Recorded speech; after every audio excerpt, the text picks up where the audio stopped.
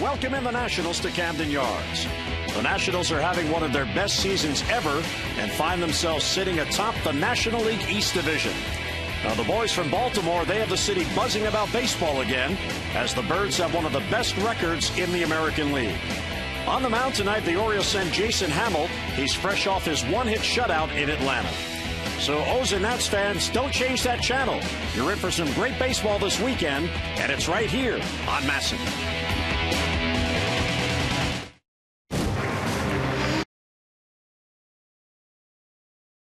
Friday night in downtown Baltimore. It's game one of a three-game weekend series, interleague baseball, as the Orioles welcome in the Washington Nationals. And hi, everyone. Jim Hunter with Jim Palmer, Bob Carpenter, and FP Santangelo coming up shortly as we bring our crews together for the MASN Love Fest in interleague baseball. And, Jim, when you look at the Orioles and how well they're playing, third best record in the American League, the wild card lead, there's one noticeable difference between last year's team and this year's team, and that's in the bullpen. Well, it really is, and that leads to being 9 games over 500, and all you have to go and look at the numbers. Last year you're at 500, not horrible numbers, but certainly not what they are this year. You can see again you're 39-30, you're 9 games over in the bullpen, starters at 500, very incredibly low ERA, and then of course if you get the lead, and that's the key, getting the lead, something the Orioles couldn't do in New York, is you go to Strope, they got him on waivers, and you go to Jim Johnson, who's just been outstanding, 20 out of 21 when it comes to saving games. So this is the second of the home and home, the interleague series between the Orioles and the Nats. The Birds got 2 out of 3 in Washington. Nationals trying to turn the tables here. And Bob and FP, not only do the Nats come to Baltimore, but a former hero returns as well. Yeah, and Jim, this is not the first place in which we've heard that. When the Nats go to New York and the Mets, Davey Johnson. When they go to Cincinnati, it's about Davey Johnson. But FP, no place has more of his background than this one right here. Yeah, Davey Johnson is Orioles baseball. First time back here in 15 years. When you talk about Davey as a player, 4 American League championships, 2 World Series. And as a manager here in 1997, he was named Manager of the Year. So he said of all those things, in 1997, the thing he's most proud of is going wire to wire to win the American League East. And of course, it's not all about Davey Johnson. He doesn't want it that way. He's pretty happy about this ball club right now, and a nice lead in the National League East. Well, he talked about today on the bench the Orioles winning 2 out of 3 in Washington, and he said he would love to return the favor this weekend in Baltimore. It's been that kind of rivalry over the years. The O's have had the upper hand lately, and so far this year. We are in a rain delay. The tarp is on the field, and more from Camden Yards straight ahead.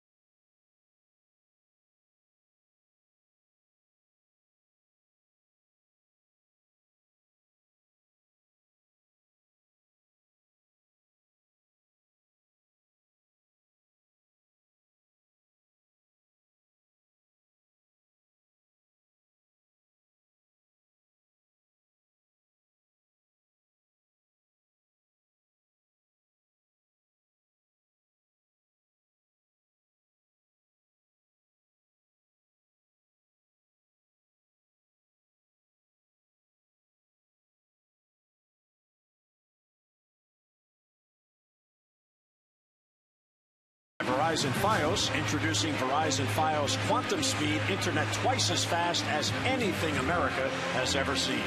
And by Jeep. Jeep and the unique brand of freedom you'll find only in the full line of Jeep vehicles. Visit Jeep.com to learn more. Well, here at Oriole Park at Camden Yards, we have made it through the rain delay, and ironically, the rain never did hit downtown Baltimore, but the rain was all over the area, some very severe storms, and the Orioles erred on the side of caution, and rightly so, as we saw some of the storms in the area. And thanks for sticking with us, Jim Hunter, F.P. Tangelo, and Jim Palmer, Bob Carpenter later on, and head-to-head in the interleague here. This has been exciting. Yeah, both of the teams have played terrific, and of course, the Nationals, we know what they do, and you know better than I do, but they pitch as well as anybody else. There you go. The Orioles win the extra inning game, the first game. And again, they don't hit as many home runs, but then again, in interleague play, they haven't hit as many home runs than that. But the one thing that the Nationals do day in and day out is pitch. Yeah, they got a great staff, and I think when you talk about the first time these two met in Washington, D.C., just a great atmosphere in the ballpark, very electric. It's starting to become a big-time rival this year because both teams are winning. And when you look at what's going on right now in this ballpark, very electric atmosphere, one of my favorite ballparks. So an honor to be here with both you guys tonight. Looking forward to it. What do the national players look at when they look in terms of interleague? Do they look at a break in the schedule, or this is something exciting to build on? Well, I think it's more than interleague. It's playing the AL East. And when you have to play the AL East for as long as they have, I think they can wait to get back into National League style baseball. When we talk about the designated hitter, I think you had the number on it already.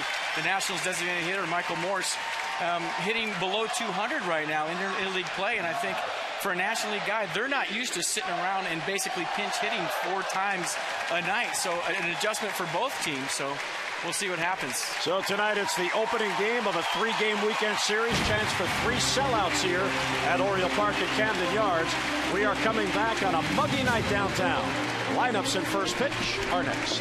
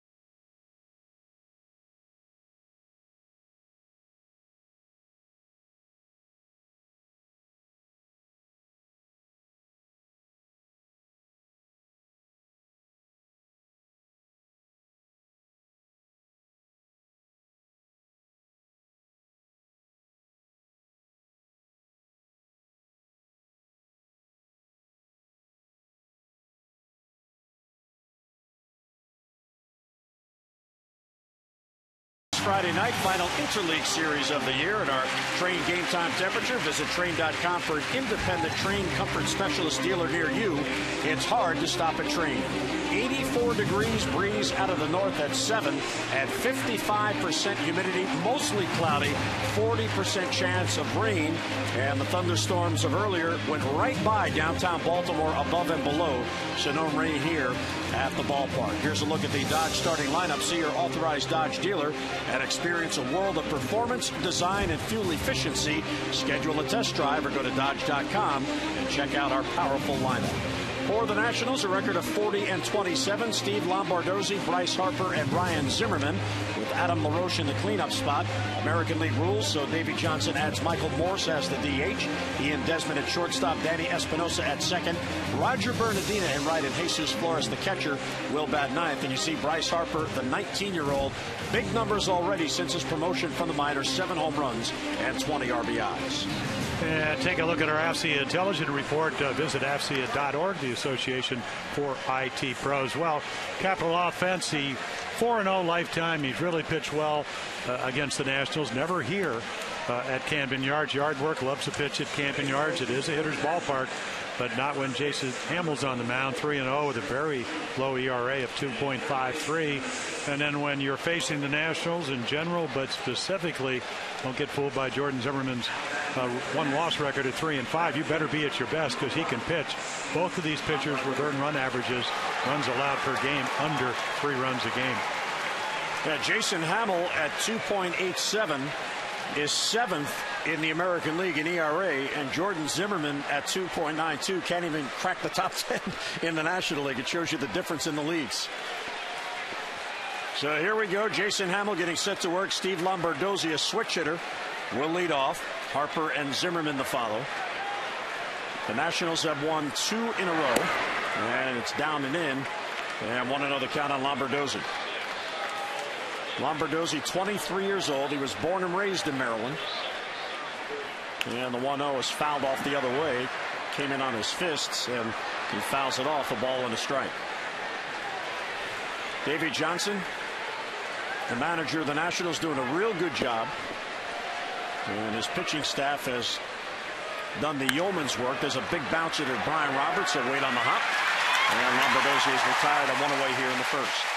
Well, take a look at the Oriole defense here at Camden Yards. Steve Pierce, they acquired him from the Yankees. Adam Jones, 3 years ago, the Gold Glover. Davis, we got Chris Davis, DH, first baseman, third baseman out in right field. Betamete, Hardy, Roberts, back off the disabled list, concussion-like symptoms, and then Mark Reynolds over at third. Gold Glove catcher Matt Wieters, who can really catch him and throw him out behind the plate for the O's. Here's Bryce Harper now, 1 out and nobody on. And Hamill deals, check swing, and it's high, and it's 1-0. Harper, real strong rookie season. Of course, the spotlight is on him everywhere he goes. Second among the National League rookies at 287. He does bring a 4 for his last 23 into this series, but I noticed, FP, as he came to plate, a lot of boos from Oriole fans, and that's good. That means they know he's good. Well, he likes that. He says the more I get booed on the road, the better. Couldn't check his swing. So it's a ball and a strike on Harper. So only 19, FP. You see him on a regular basis. It appears that he'll take the walk. I mean, he's done everything. Extra base hits, great defensive player. And lots of energy.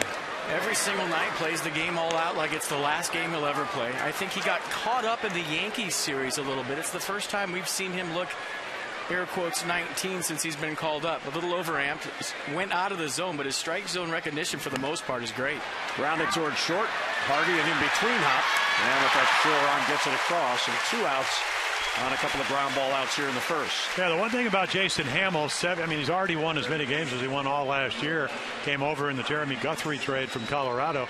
7-13, but the first time I saw him FP in spring training, I'm saying for a 6'6" guy, not only does he have great stuff, power, curve, ball, slider, changeup, but he really repeats his windup, and that's one of the keys to pitching. Yeah, you repeat your mechanics. You would know better than anybody. You're going to be more consistent in the strike zone. You're going to be able to hit your spots and go deeper into games. Ryan Zimmerman takes a fastball too tight. 1-0 the count on Zimmerman, who is 5 hits away from a big milestone. He's at 995 hits, so 5 away from 1,000. He likes to hit at Camden Yards. Well, there are not too many hitters that have walked into this ballpark and say, I want to be somewhere else. And you can see right there, Jim Johnson's having a banner year. And there are the numbers you talked about, 6 home runs against the O's. But when he's right, and obviously with the shoulder injuries, maybe not right, he's a heck of a hitter, 288 lifetime hitter with power. And he's the last guy that's going to make an excuse. Shoulders probably not 100%. And you see the outside fastball right there. That's what he's been seeing for a little more than a month right now. Everything away. And I think when it's your right shoulder, maybe you have some trouble getting to that outside pitch. But if you ask Ryan, he'll never make an excuse. He's not going to say he's hurt. He'll tell you he's 100%. 1-2. Hamill comes at him. He fouls it off. Well, Zimmerman brings a 5 for his last 40 against Jason Hamill in this opening game tonight. Yeah, I pitched against so many guys. Davey Johnson actually pitched against Davey when he was traded to Atlanta. But when you're a power hitter, and Ryan Zimmerman is that, if you don't get that extension and you can't quite get to it, it's just a foul ball. And maybe sometimes, especially when you throw in the mid-90s with movement, it's tough to make contact. And then you try to compensate for it as a hitter, and you change your stance, maybe change your approach, try to do things to get by on a daily basis to get through the game and maybe scratch out a knock. Then all of a sudden your mechanics are messed up because you're compensating for your injury.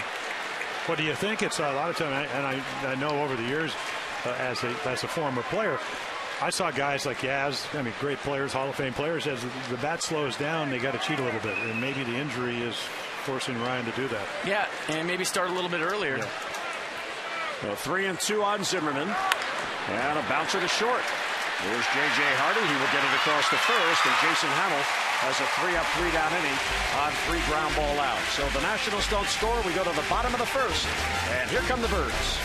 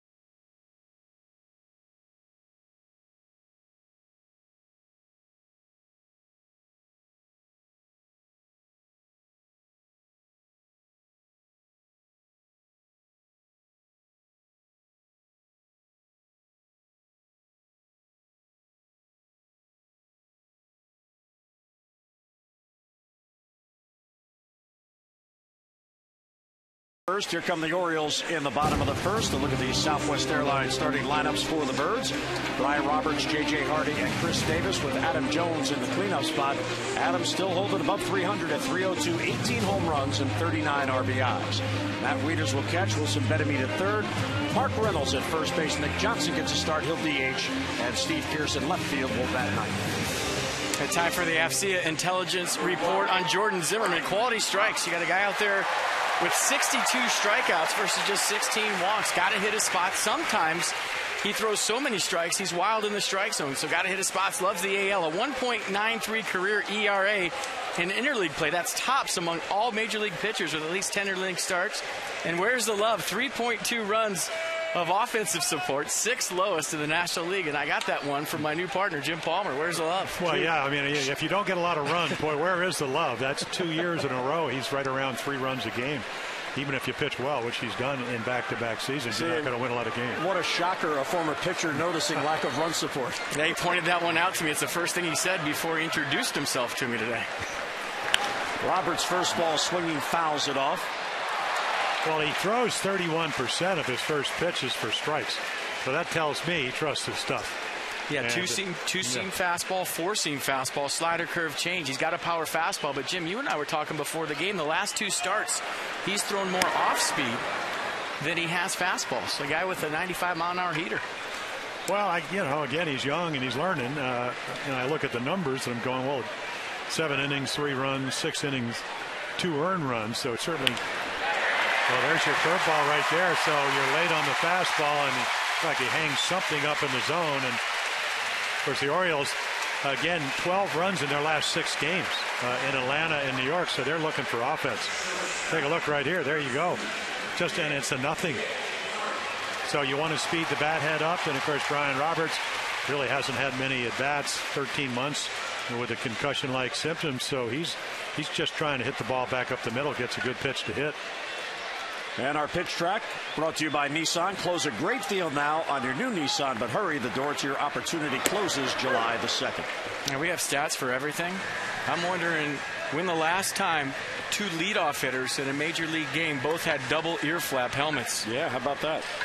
Brian wearing it for the protection from the concussion. Those are the new helmets. And Lombardozzi as well for the Nationals. It makes Brian even look tinier. I wasn't doing the game when he came back against the Pirates, and I'm going, what, he's about 5'9". I mean, it looks a little bit like you're up at Williamsport, Pennsylvania. I mean, we're talking about an accomplished major league guy, and you certainly know why he's wearing that helmet. And it is really, again, I've had a chance. I mean, the great pleasure of seeing Brian play over the years, and if he's healthy, and of course hopefully that'll be the case, he's such a dynamic offensive player and defensive player. And eventually everybody will be wearing those helmets with the double ear flaps for more protection. 1-1 on Hardy, took a close pitch. And a high pop-up left side of the diamond. Zimmerman waits, straddling the line, and he'll make the grab at fair territory for the out. So one away, Roberts back to first. Let's set the defense tonight behind Jordan Zimmerman for the Nationals. Lombardozzi, Harper, Bernardina in the outfield. Desmond Zimmerman on the left side. Espinoza, LaRoche on the right side. And Jesus Flores doing the catching. Pretty good defensive club when you look at the total errors. The Orioles tied for the most errors in the American League, but the Nationals, with 60? The Nationals only 38 errors, 39 errors. There's a Gold Glove at third base right now, and I think 3 other potential Gold Gloves at short, second, and third. I mean, short, second, first. Excuse me. Well, I was talking to one of my friends, advanced scout for the Phillies, and he was saying that when you look at Adam LaRoche at first, he said Casey Kochman is now with the Indians, and LaRoche the best 2 fielding first basemen, and he makes it look so easy. And no panic guy. Takes a tough play and makes it look simple. Takes a simple play and makes it look simple. Zimmerman keeping Brian Roberts close. There have been 4 steals against Zimmerman on the year. The Nats have not caught a batter yet, but 4 opportunities the entire season tells you that he knows how to hold runners. Yeah, and this is his 14th start. So yeah, they have 4 guys with 80 or more innings for the Nationals, so they have their main guys that really give Davey Johnson quality innings. And of course, coming off the Tommy John, what, about 3 years ago, 161 innings. What's his limit? Everybody talking about Strasburg, what, about 190 innings for the year? Yeah, we haven't heard anything about that. Last year it was 160. Well, Davis fouls it off, and let's get a look at our STG Inside the Numbers. Find out why the government is turning to STG at stginc.com. Yeah, you see the repertoire. Jordan Zimmerman throws the fastball 60% of the time, slider 24. It's a good slider. He'll back knee it to lefties with 2 strikes, and he'll use that curveball early in the count to steal a strike. Doesn't throw the changeup very often. Well, Davis with a good hack foul that's straight back.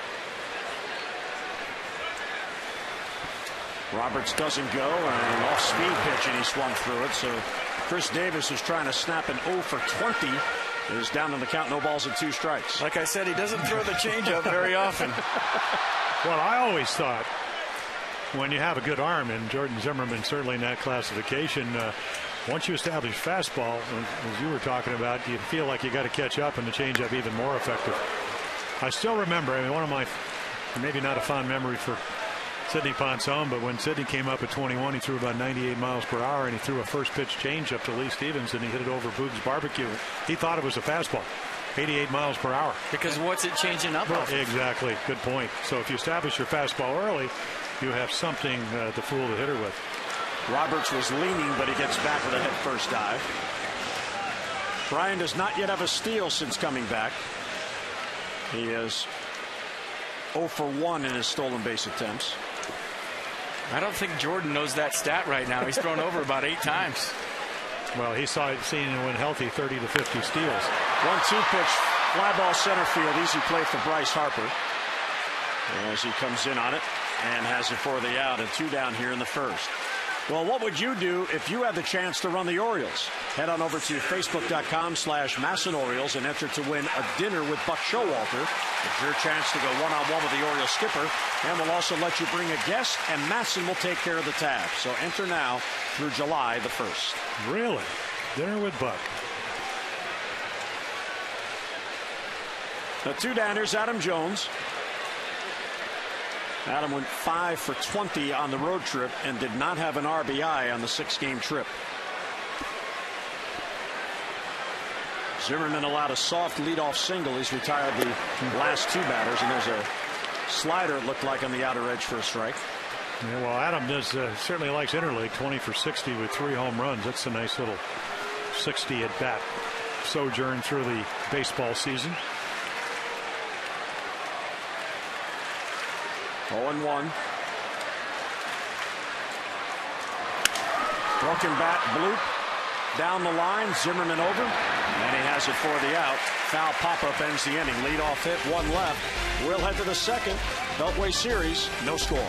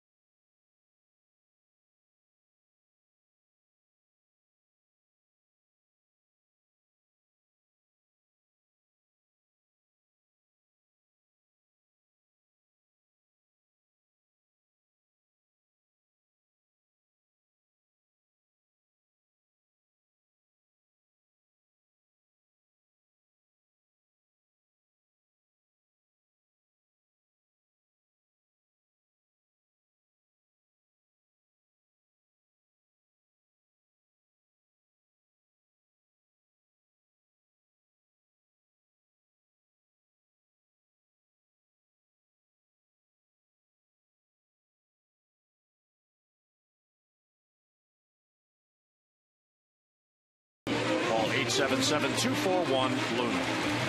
You can see the capacity crowd here at Oriole Park, this Beltway series, as the Orioles and Nationals continue to build this rivalry. Nationals in first place in the NL East, the Orioles in the lead for the wild card in the American League as Jason Hamill looks for his 8th win on the year. Well, there you go. Not a lot of pitches, but primarily fastballs. And then when he got Ryan Zimmerman 3-2, hooked him on a ground ball to short. There's that curveball. And it's amazing. He came into the season with 115 major league starts. In his last game, the one-hitter down in Atlanta, first shutout. Just don't get that many opportunities to pitch into the 9th inning. A one-hitter. Yeah, must have had all of his pitches going. A lot of fastballs. Well, the 3 ground balls in the first show you the two-seamer that he's perfected this year. He's had it in the past, but 1-1 to LaRoche is popped up weakly towards third. Betemeet over, and he can't get there. Betemeet was playing deep, but he couldn't get to it. Yeah, boy, you make a perfect pitch, which is exactly what Jordan Zimmerman did to Adam Jones, except Zimmerman was able to get to that one, and I might have had to be doing a sliding first guy up. You jam him, boy. Maybe a little sliding catch on the turf. Well, the ball's not carrying to left field tonight, that's for sure. Oh no, it isn't.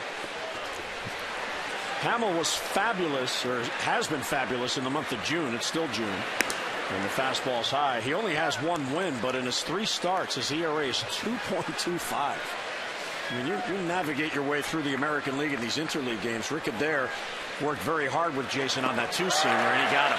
Off-speed pitch, LaRoche chases. So there's his first strikeout and 1 away. Yeah, going into the season, every advanced scout said this is the pitch that he established this spring. And he had it the first game against the Twins. And you could see he missed that ball by about 1.5 feet. Really good curveball. And when you talk about his complete game in Atlanta, going through the lineup 3 and 4 times, Bob and I were talking about you last night, Jim, and how you took pride on cutting through the lineup 3 and 4 times. What's the key to that for a pitcher, getting through that lineup that many times? Well, command of the ball. Michael Morse to right field. Chris Davis on the run. Diving, trying, he can't get it. And it gets by him. That's going to go to the wall. Morse is heading to second base, and he'll be held there by his third base coach, Bo Porter. So with one down, no sense to chance it. Morse already in scoring position as he is on with the one-out double. Now, I say you got a DH playing right field. And you, of course, you play the outfield, you play the infield. But again, you want to go through the lineup 3 or 4 times. You don't get unlucky. I mean, this again, Morse hadn't had a lot of at-bats. He gets jammed. He slices it. Probably a ball you could have played on one hop. And then maybe just a single. A nice inside-out swing by Michael Morse. And there goes a no-hitter. Well, nowadays, already 5 this year? Every time a guy gets into the third inning with a no-hitter, you start thinking, no. 2 years in A-ball, 4 years in Montreal. Felipe Alou was my manager. I told this story early in the season. And every time the first hit was recorded by his team, he would turn to the whole dugout every single night and say, there goes the no-hitter. And then he would follow it with, that's the first thing you have to take care of every night. Then you take care of the shutout. And then you take care of winning the game. Yeah, it's kind of the process that starting pitchers try to go through. You try to get the throw strike one. You try to get the first batter out. Can't get the second or third guy out unless you get him out. And down in the dirt, nicely blocked by Wieters to prevent Morse from advancing as Ian Desmond takes ball 1. 1-1 on Desmond. So as a tribute to my old manager, I say that every night when the Nationals get their first hit. Not only was Felipe, who I pitched against, a terrific manager, he could play. He played hard. Oh, he could hit the ball crisply. He would love Bryce Harper. 1-1 on Desmond. And a foul the other way. So Desmond, who has been heating up, he's hitting 11 of 12. You see against the Orioles, the 3 games in Washington, he really was on a tear. And been doing a nice job defensively, too. And I would imagine the coaches and players all voted today on the All-Star team. I imagine he's going to get some votes from his peers to appear in the All-Star game this year in Kansas City. 1-2, and he got him. So Hamill a huge out as Desmond can't put the ball in play. 2 strikeouts in the inning and 2 down.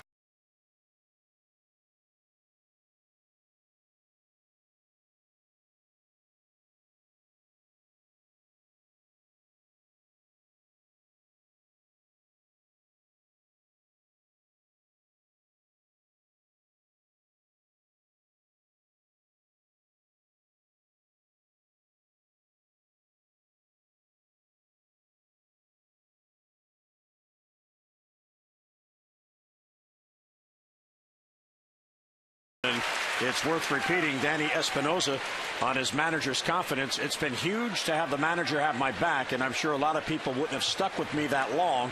Until you start doing what you're capable of doing, you still have the pressure to perform. And of course, Davey Johnson, a veteran manager, knows that sometimes guys just need a little extra time to break out of it. And it's nice to know, if you're the player, that the manager has your confidence. Absolutely. And I think Davey Johnson is sticking with Danny Espinosa because he knows how good he is. He knows how high the ceiling is for Espinosa, and he needs him if he wants to win. One of the better defensive second basemen in the National League. And crushing the ball from the right side of the plate at a 364 clip. He just hasn't got it going left-handed, hitting 192, but he got a big double left-handed last night. Well, the other part of the Nationals team, FP, and you see this night in and night out, they have the best pitching in the National League. And if you have the best pitching in the National League, you're going to want your better defenders out there. Yeah, you want somebody to catch the baseball. And I don't know what the exact stat is, but when they score 4 runs or more, the record is very impressive. And you get some runs on the board, play catch with that staff, you're going to win a lot of baseball games. 1-2 on Espinosa with Morse at second. And a called strike 3 on a breaking ball. Espinosa frozen. Hamill has a 3-strikeout inning, a 1-out double, and 1 left. Old Uncle Charlie got him looking. Mid-second, no score.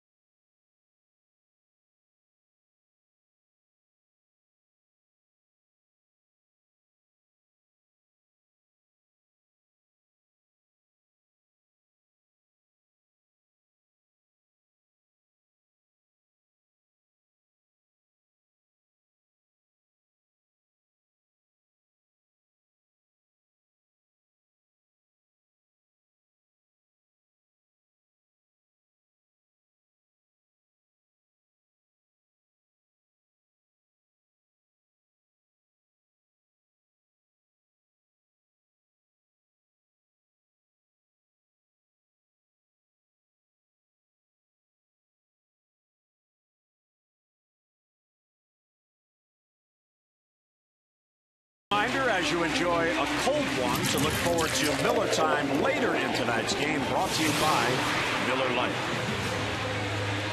And on a warm summer night, a cold one not a bad idea. You saw Matt Wieters and Jason Hamill discussing the inning. And look at this sellout crowd here at Oriole Park. It's probably something like, you got really good stuff going tonight. Thanks.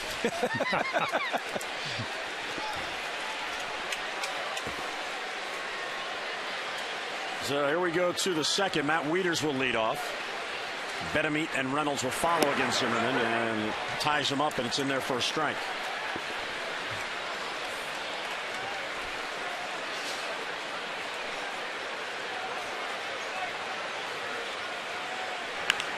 And he fouls it back. Well, there's a perfect example, FP, what you were talking about late on the fastball. Let's see what Jordan Zimmerman goes from here.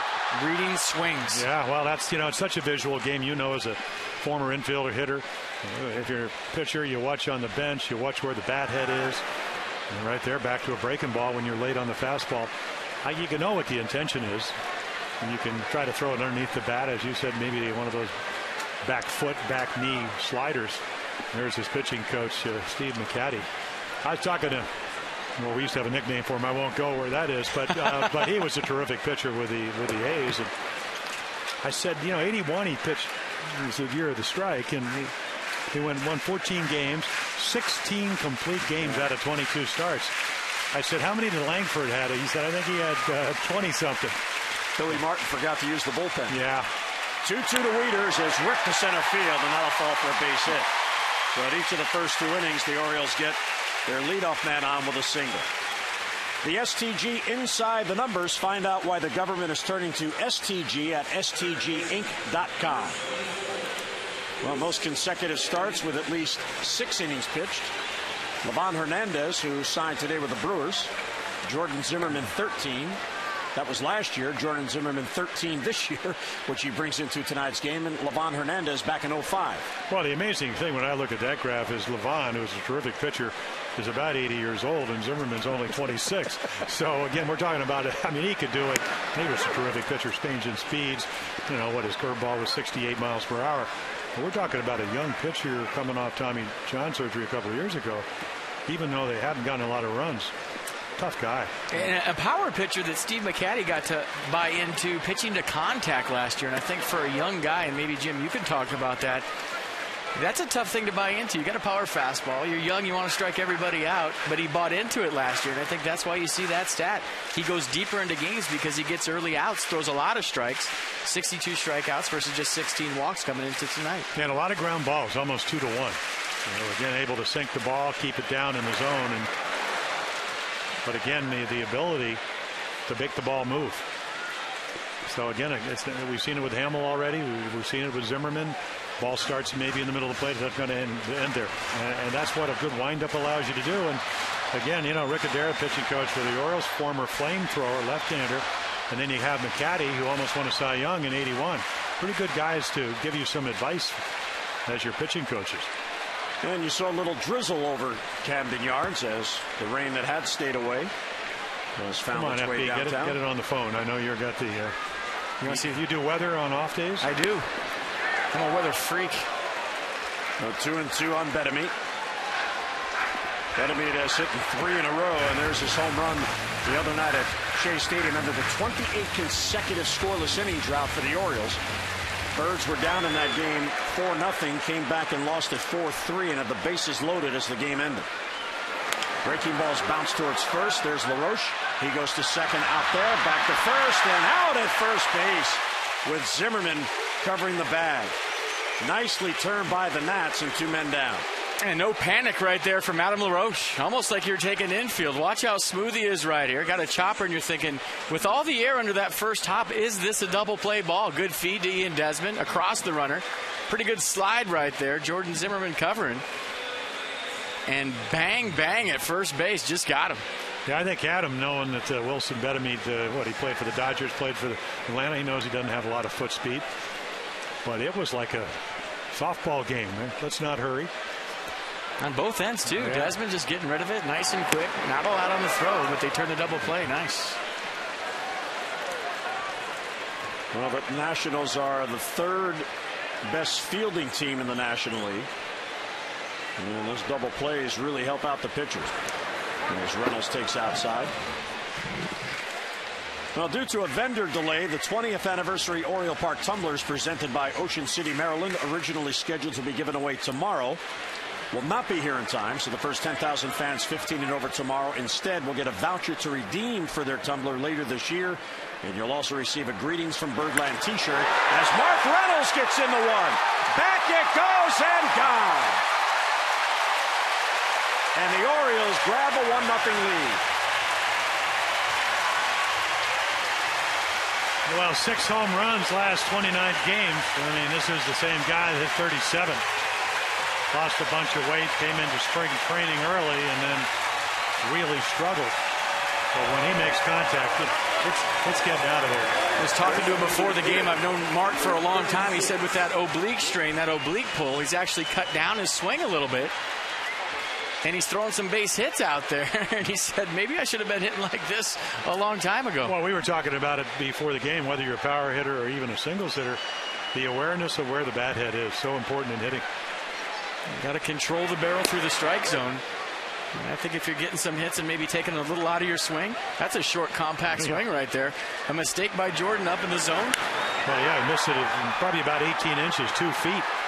Flores' glove low and away, and he goes up and in. It's not a good combination because a lot of times, and the reason it isn't is a lot of times you're steering the ball, throwing it for the outside corner, so maybe it's about 85 to 90%. When you go in, you usually go in full tilt. So again, location, big important part of pitching. Nick Johnson is second base. Espinosa plays the hop. Johnson's out. Orioles done in the second, but the Birds do get a run. A 2-hit inning. Mark Reynolds, a solo home run. He hit it out. Reynolds went 1 for 15 on the road trip. His swing is back. Reynolds number 6 and a 1-0 Orioles lead.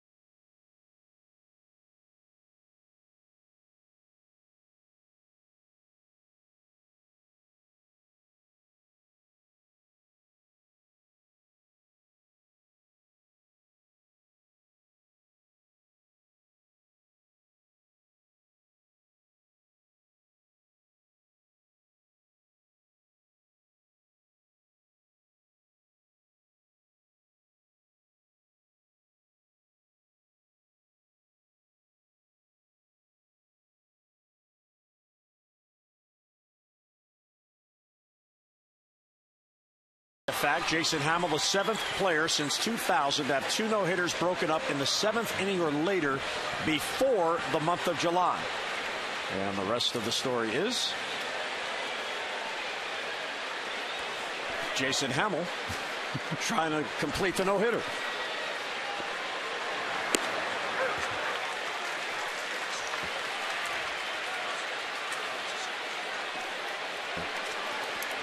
The rest of the story is the other pitchers who fell into that. Carlos Zambrano, Gavin Floyd, Chris Carpenter, Josh Johnson, Derek Lowe, and Anibal Sanchez. We're patient. We'll wait for you. That's good suspense right there. Yeah. A little drum roll would have been a little better, I think. Yeah. And here is Roger Bernardina. Well, so you face tall pitchers. Did you ever face Randy Johnson? I know you probably played with him. I did. I faced Randy Johnson a bunch. So when you're 6'6", 6'10", a little different angle? Different angle, and they feel like they're on top of you. The ball's being let go a little bit closer. Did you ever try to move outside the box, kind of towards the backstop? I moved to the bench after 3 pitches a lot often. I couldn't pick up the ball off Randy. There's a couple fastballs that I actually lost halfway. They hit the glove, and it was the scariest feeling in the world, not knowing where the pitch was at 100 miles an hour and just hearing it hit the glove. That pitch sails high, and 3-2.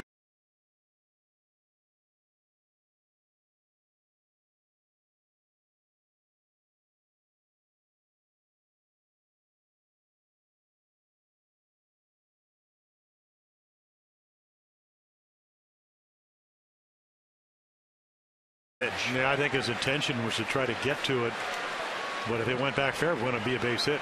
No way with that angle you can throw anybody out. A lot of times you'll catch that ball in fair territory, you can get it to it quickly and actually go into foul territory to create that angle, throw across your body.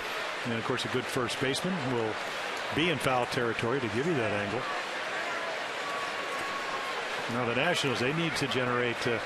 Talking to Davey Johnson, my former teammate, I said, boy, great pitching. He said, yeah, we need to get better offensively. 13 out of 16 teams. Another 3-2, and he got him. Breaking ball down and in. And you know, the amazing 4 strikeouts already. The amazing thing to me, I mean, this is about is a lot of times you might get me over curveball, but this is like it's 0-2 and you're just trying to bury it, blowing away or inside. I mean, look at the break on that ball. And our pitch track brought to you by Kia Motors. To learn more, visit kia.com. I've been talking about a lot in interleague play. First time around as a hitter, maybe with not a lot of history against a pitcher because you're in different leagues, you're putting a lot of information in your computer for your second at bat. So the more pitches you can see your first time up, major league hitters at the highest level, make adjustments very quickly. And I think the challenge for pitchers facing new hitters, and maybe, Jim, you could talk to this, is the same thing. What are they going to do the second time around the order based on what they've seen the first time? Yeah, well, they'll make adjustments. And, of course, you know, that's what you do when you're on deck. And when Hank Aaron came in for the Frank Robinson unveiling of the statue, I said, who gave you trouble? You know, was it Drysdale? Was it Koufax? You know, I hit those guys pretty well. He said, but what did give me trouble, and we're talking Hank Aaron, 755 home runs, a guy that didn't see very often, a young pitcher. Right. And then Hamill can get you out so many different ways. Ask him, Jordan Zimmerman. Fastball outside, 1-2. I mean, already Jason, and here we are in the third innings, established he'll throw that curveball in any count. He's already thrown 2 3-2 curveballs, both for strikes, grounder, and a strikeout. Curveball's great, but it's off a mid-90s fastball, and that's a tough go for any hitter. Check swing. Bedemy will cut in front, and he gets it across, and 2 men down here in the third. Well, do you ever wonder where the baseball players come from, and do the scouts find them? You see Jordan Zimmerman there and Jason Hamill. Zimmerman was a second-round pick of the Nationals in 2007, pitched in college, University of Wisconsin-Stevens Point. Not exactly a USC or an Arizona State. Well, Hamill pitched at Treasure Valley Community College in Ontario, Oregon. He was a 10th-round pick at Tampa Bay. Hamill's school has produced a total of 3 major leaguers, and only 2 major leaguers came out of the University of Wisconsin-Stevens Point. Zimmerman and a pitcher named Scott May. And out of the other school where Hamill went, Rick Bauer, who pitched for the Orioles, ironically enough, and Wayne Nordhagen, remember him, an infielder, who also happens to be Kevin Millar's uncle. I think I threw a home run to Wayne Nordhagen. But how about that? So it just shows you, if you have talent, some scout out there is going to find you regardless of where you're playing. 2 schools you won't see in the College World Series. Yeah, you think of, what, Florida, LSU, again, you know, UCLA, SC, Arizona State, all the Florida schools. Yeah, I was looking at that with Zimmerman, and I mean, he was also a wide receiver, so very athletic. And the first thing when I saw Hamill throw in spring training, then I watched him play golf in Jim Johnson celebrity golf thing. I said, this guy's an athlete because he's got a great golf swing. Not that golfers are athletes by any means, but might as well insult everybody while we're here. Yeah, I was going to say. No, but I mean, you can just tell. You can tell that you know, he knows his way around the block athletically. Grounded to first. Tough hop to Reynolds. He knocks it down. Can't find it. The flip, and it's off the glove of Hamill. And Lombardozzi is going to reach. The ball was hit hard. It was knocked down by Reynolds, but he couldn't locate it. So the Nats get a 2-out base runner. Yeah, again, a little bit of a bad hop, but the hop's way out there. And then right here, if and this is a big if, Jason Hamill can just flag it down if he gets over there in time. Still feet equals slow hands for an infielder, and Mark Reynolds sat on that baseball. Once your feet stop moving, so does your glove. Your glove becomes hard. So, dance lessons? Yeah, keep it moving. Even if you get caught in between hops, stay on your toes, keep your feet moving. That'll keep your glove nice and soft for those tricky hops. So you'd think that'd be an error, but either way, it gets Harper to the plate. So tell me. Tie 1-0. Time now for STG Inside the Numbers. Find out why the government is turning to STG at stginc.com. And one thing you can't see right there is pretty much all those are hit really, really hard.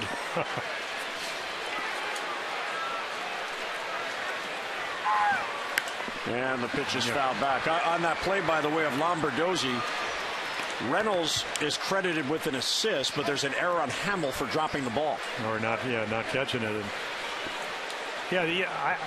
I don't get to see him as regular when we talk about Bryce Harper, but it looks like he can get on the ball away. I mean, most left-handed hitters, maybe Greg Nettles, great high ball hitter, they like the ball down. It looks like he can hit the ball the other way and get on top of the ball up over at the plate. Center field, Jones towards left center. He'll get it for the out, and the inning ends. So an error man left. Bob Carpenter joins the fun when we get back. Mid-third at Camden Yards, 1-0 Orioles.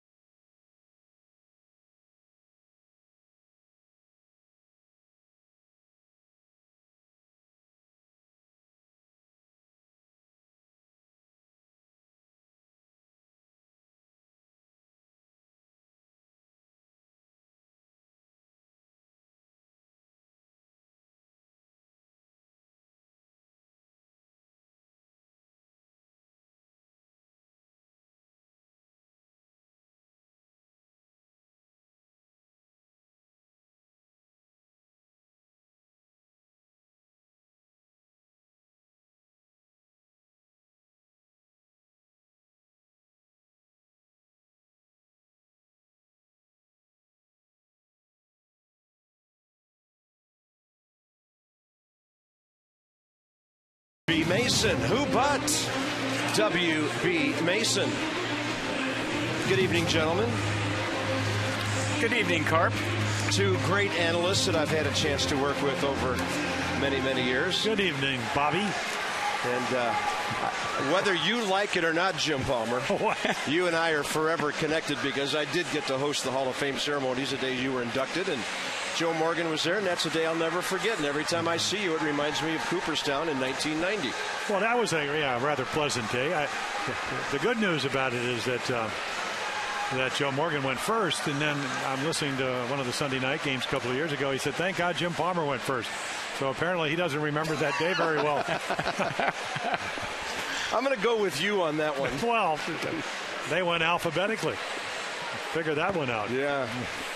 Well, I remember Peter Gammons and I taped the entire show, and then it rained cats and dogs, and they had to burn the tape, and we went indoors and redid the whole thing. Yeah, the next day. In the library.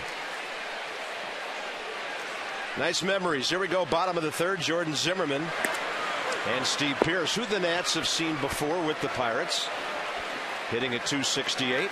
Yeah, he's shown the Orioles a pretty quick bat.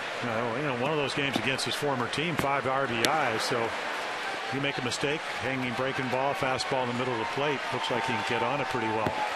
Rain seems to be coming down harder. As soon as you got in the booth. Yeah. Used to be you just give up runs. Now it's raining. It's raining. Well, hopefully for the Nats it's not raining runs, but it is raining. Toughest part of the night for me was sitting next door doing nothing, waiting to hear you guys for an hour. Doing nothing. And I understand why ball clubs read the radar, because you don't want the starters to get warmed up. And then this happens in the first or second inning, and then you got to burn these guys. Well, so I understand waiting. Yeah, the other thing that's so annoying for infielders, for hitters, especially pitchers, is the footing. Because again, you're trying to push off a wet pitching rubber, land on a wet downslope. That was a hanger, and that's a fair ball into the corner. And the Orioles have their 4th hit against Jordan Zimmerman.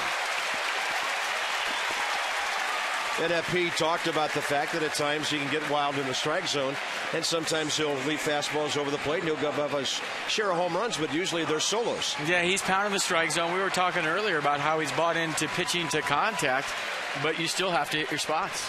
Well, again, fastball hitter, but the hanging curveball, if you want to speed up a bat, boy, it gets the bat head out there, and again, the hitter doesn't have to elevate the ball. It's already up in the zone, so it looks so hittable, and not too many. They may pull him foul, but not too many guys get fooled on the hanging hook or the hanging slider. And the obvious thing to say there is, well, in the American League, you're not pitching to a pitcher in that situation. But the Nationals went to Boston and Toronto and pitched 2 offensive ball clubs really well. The whole number 9 and DH thing didn't seem to bother them at all in those 2 3-game sets, both of which they swept. And the one thing we've noticed, Jim, and because you were in the American League your whole career, is how tough it is to negotiate through a lineup with 9 hitters and a DH. Yeah, really, again, you do have to have your command. And again, for the Orioles, you get a leadoff double. Tough to pitch, tough to hit, because the rain is pretty hard. But for the Orioles, again, only 12 runs in a 6-game road trip after winning 5 in a row here against the Pirates and the Phils with 5 runs or more. They need to get the runner over here. But Brian Roberts got to hit the ball to the right side or hit a line drive somewhere to get him in. Got to advance him. And that ball is popped up into right. Somebody's looking up into raindrops. Bernardino will make the call and the catch for the first down. And a very important out for Jordan Zimmerman. Slots, tables, and dining, the ultimate triple play, Hollywood Casino at Charlestown Races. And the biggest improvement in winning percentage from last year to this year. And it's 139 points for the O's and 100 for the Nats. Washington had to win 15 of its last 20 last year to get to 80 wins. Sometimes September can be fool's gold because of young players coming up and rosters changing drastically, but the Nationals have taken that momentum and turned it right into next year. Well, again, they pitched so much better than anybody. The Orioles had 1 winning month last year, and that was September. Beat the Red Sox 5 out of 7. It is coming down hard now as J.J. Hardy steps in.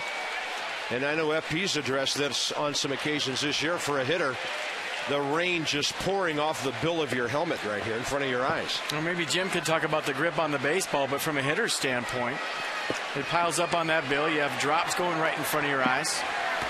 And then Zimmerman's throwing 94, 95. No balls and 2 strikes to Hardy. Target away, and that's a pretty good-looking fastball that just misses. It's like hitting in a car wash.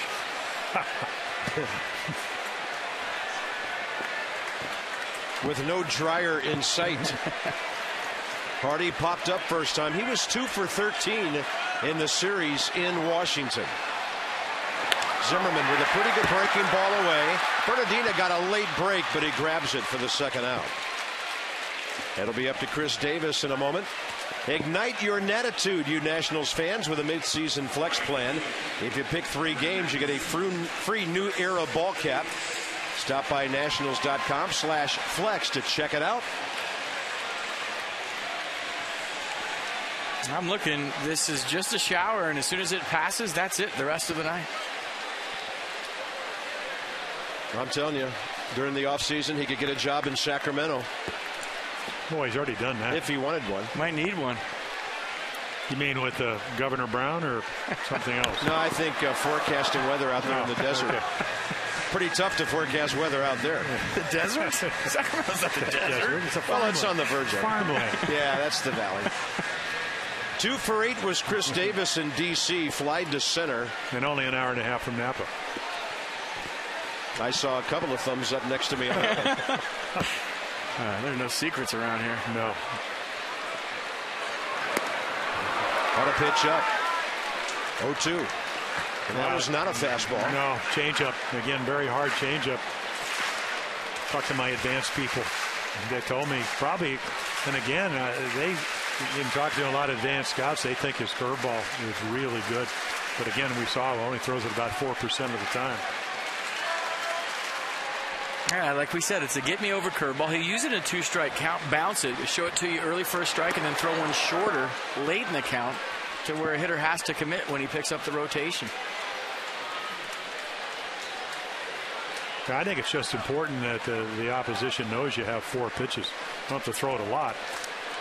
In the back of their mind, that's why the changeup, for guys that are primarily fastball pitchers, the changeup just slows the bat down.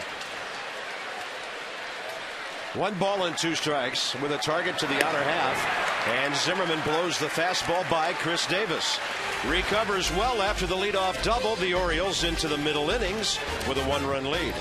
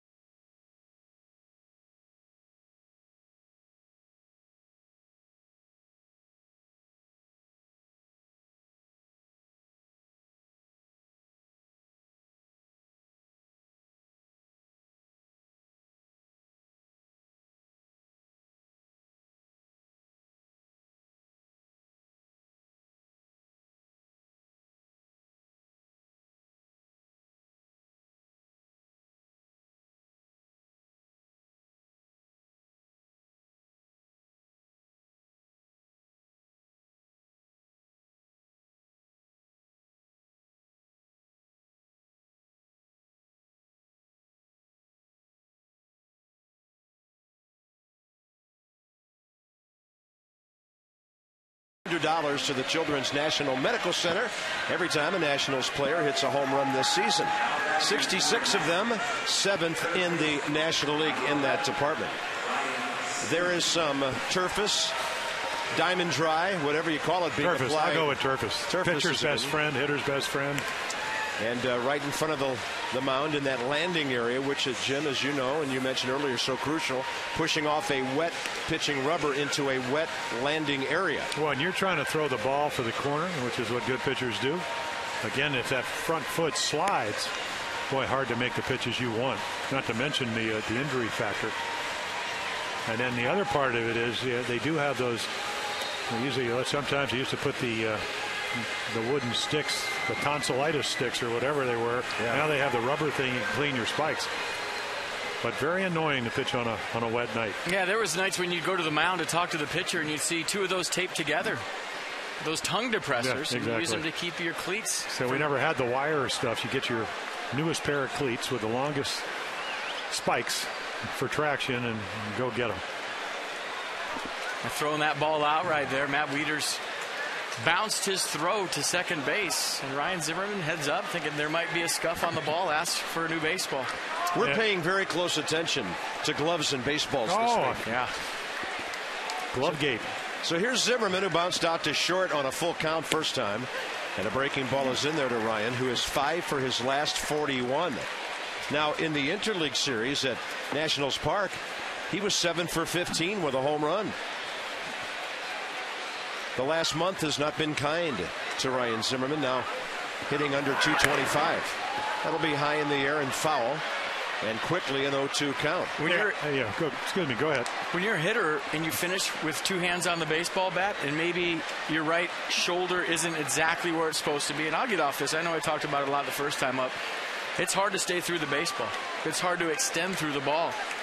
You know, most hitters, or a lot of hitters, let go, like Adam LaRoche on deck. He finishes high with one hand. But Ryan Zimmerman's got a two-handed swing. That's going to punch him out. He knows it, and he walks away. And I think that might have been all about the 3-2 curveball the first time up. And you've already seen it. He's thrown it to numerous hitters. In the back of your mind, even though you know as well as I do, it's tough to hit with two strikes. Got to protect in and out. And this is the perfectly thrown fastball right to the glove of Matt Wieters. Wow, you couldn't run it down there and hand it to him any better than that. I thought of doing that sometimes when I was struggling, but it wouldn't let you. And that's our Exmo, brought to you by Toshiba. And a ball scorched on a hop to J.J. Hardy from Adam LaRoche. And two quick outs for Hamill here in the top of the fourth. The Maryland Lottery Strike It Rich contestant of the game is Lakeisha Webb from Edgewood. She's already won $500, and for every strikeout the Orioles have during tonight's game, Lakeisha wins $100 more from the Maryland Lottery. See how you can turn non-winning Strike It Rich scratch-offs into cash. Enter to win great Orioles prizes at mdlottery.com/strikeItRich.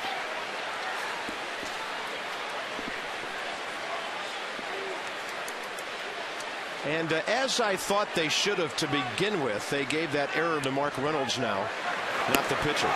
Mark's initial drop is what caused all havoc to break loose on that play, on that ball hit last inning by Steve Lombardosi. So Reynolds' 8th error of the year, not the pitcher. I think if you ask Mark, he'd probably tell you that was his error. Michael Morse gets a really good breaking ball right on the outside edge.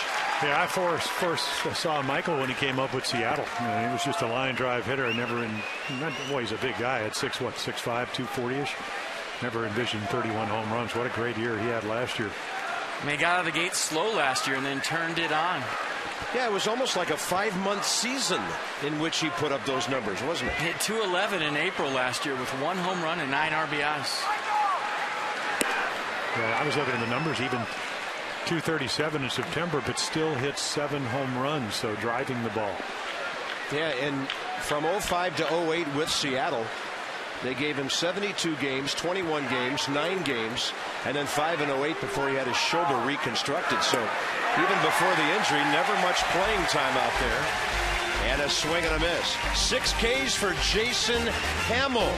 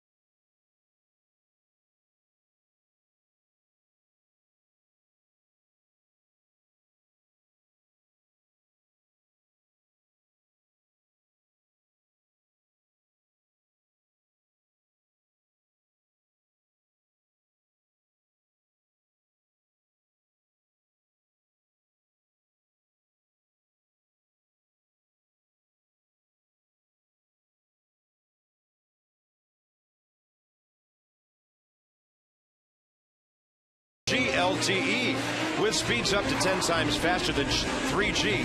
AT&T Rethink Possible by Navy Federal Credit Union, serving the Army, Marine Corps, Navy, Air Force, the Department of Defense, and their families. Federally insured by NCUA and by Land Rover. Well, things you see in this ballpark, you don't see anywhere else. And things you taste. And it was a very pleasant surprise for all of us to have crab cake night in the media dining room tonight. You like that? Oh, yeah. You like our press lounge? Broiled, not fried. Really? They were broiled? Well, they were, yeah, as close as you can.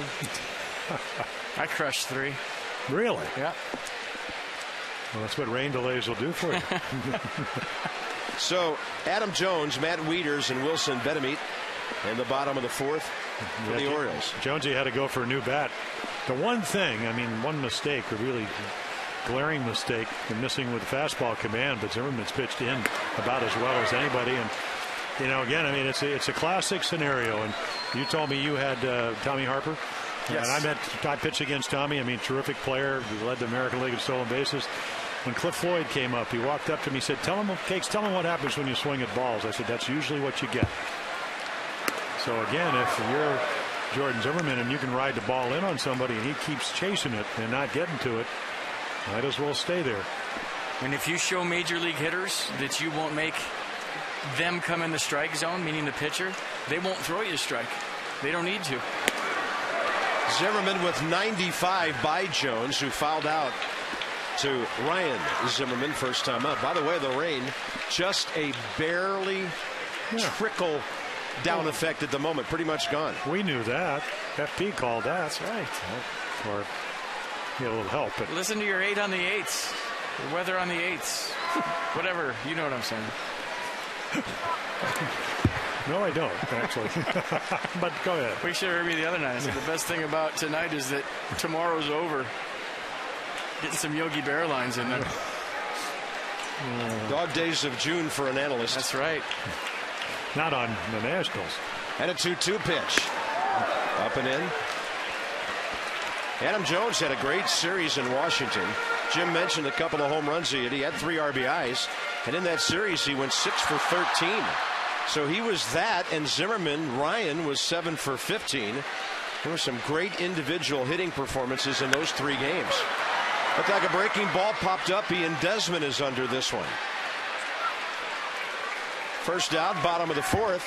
Inside the Numbers, brought to you by Kia Motors. To learn more, visit kia.com. Largest batting average increase from May into June. Yeah, there you go. I mean, you know, and people are going, okay, what's the difference? Of course, a great month of April for Matt. Hit 7 home runs. What I see, just using the whole field. We saw it the first time up. You know, hit that ball over the shortstop's head, Desmond's head. And when the Orioles came to Washington, he was hitting .260, but was 4 for his last 31. And he would go on to go 0 for 9 in that series. So he has really turned things around. Well, in May, he threw in a 7 for 64. And again, that's why that number was so low. And then all of a sudden, again, from both sides of the plate, again, opposite field. And a busted bat. That ball grabbed by Espinoza for the second out. Washington area Toyota dealers helping children receiving medical treatment at the National Institutes of Health. They're making a donation to the children's in there at NIH for $37 every time a national pitcher gets a strikeout. Jordan Zimmerman, and your point, FP, pitching to contact, well taken, only 1 strikeout so far tonight. I mean, he's got a good fastball going. I'm looking at a slider tonight, and it's acting more like a cut fastball. It doesn't have a lot of tilt to it. It's just kind of running away from a righty into a lefty very late. But the fastball's been good. You saw the fastballs to Jones, 95 miles an hour.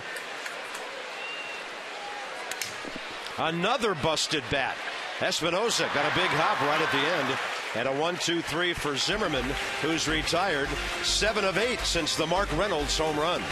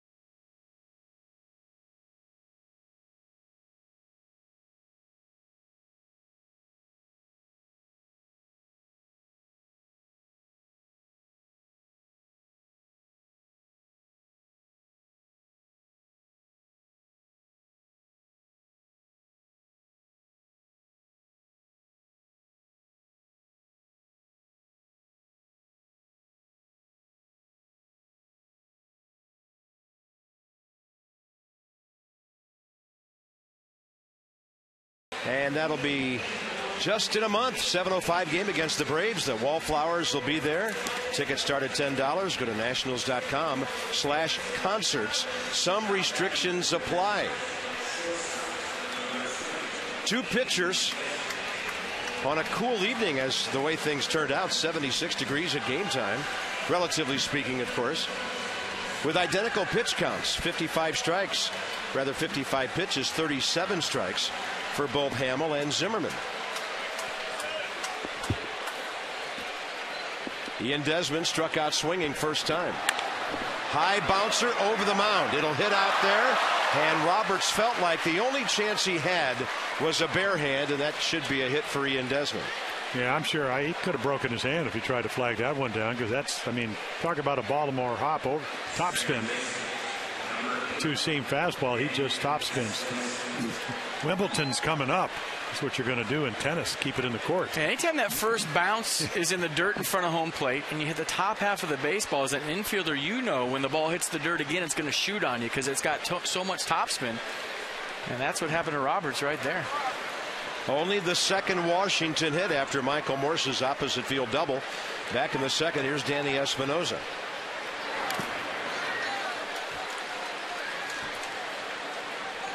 Top of the fifth inning, both pitchers have things going pretty smoothly. It's our Burger King game flow. Well, the game flow is one swing by Mark Reynolds. But again, I pitched in so many games when it's a one-run game, 1-0, middle of the game, a play, a hit, a mistake, and all of a sudden things go in a different direction. And the double play right before that home run was big for Washington. And Danny Espinosa now with a count of 0-2. Well, the ability and what I've seen, this is one of those situations, FP, where, and you know this as well, you get a runner on first, you're down by a run, you'd love to get the first and third play, look for a ball you can hit into right field. A little bit more difficult here because it's such a small ballpark, but Hamill with that two-seamer, it's hard to get to his fastball on the outside part of the plate. Yeah, try to pull that going away from you as a left-hander. That hole between first and second becomes a trap door. It's hard to get it through there.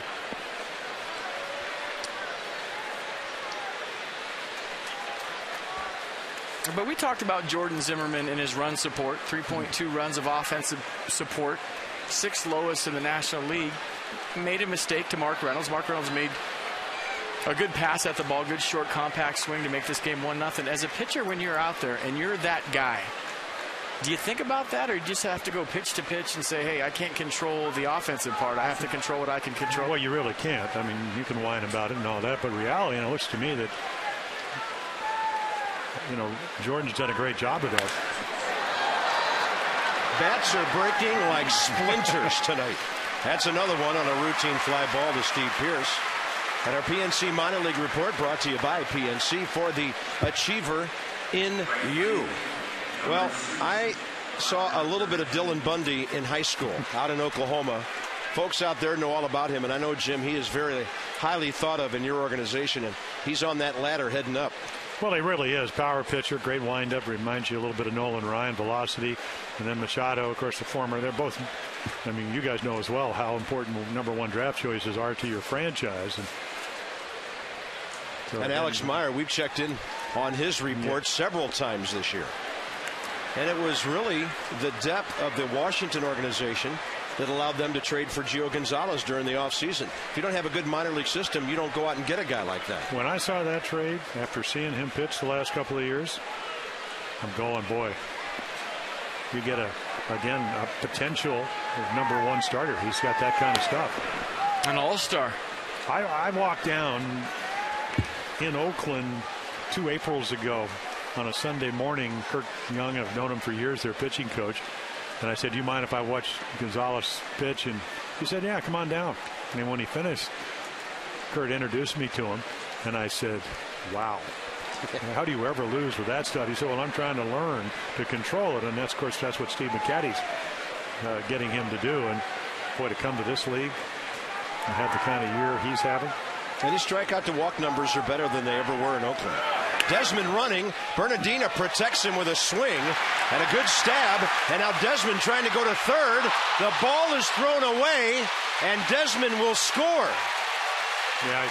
And even if he hadn't been able to score, interference might have been called as he got all tied up with Betamit. So the Orioles defense forced into an error by Ian Desmond. Well, you don't have now 62 errors if you're a good defensive club.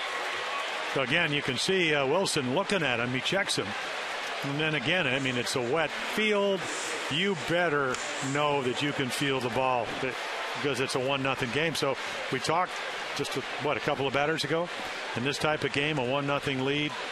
Boy, it only takes a play or two to change everything. Alfonso Marquez put the safe sign out right there. That means he was not going to call interference. So good play by Ian Desmond to get up and score that run. And the reason the Nationals beat the Rays last night, aggressive base running. Danny Espinosa, Bryce Harper, double steal. Espinosa tagged up on a short fly ball by Michael Morse. I mean, they've been doing that probably the last 2 or 3 games, creating opportunity on the bases. And you love the hustle by Desmond right there. Maybe a good throw gets him, but forcing the issue and getting the first run of the night for the Nationals by aggressive play. And the second error of the night on Mark Reynolds. Jesus Flores, the number 9 hitter, in a tie game now, and he'll pull it down to third. Betamit, plenty of time for that one. Washington will pick up an unearned run with Ian Desmond forcing the issue.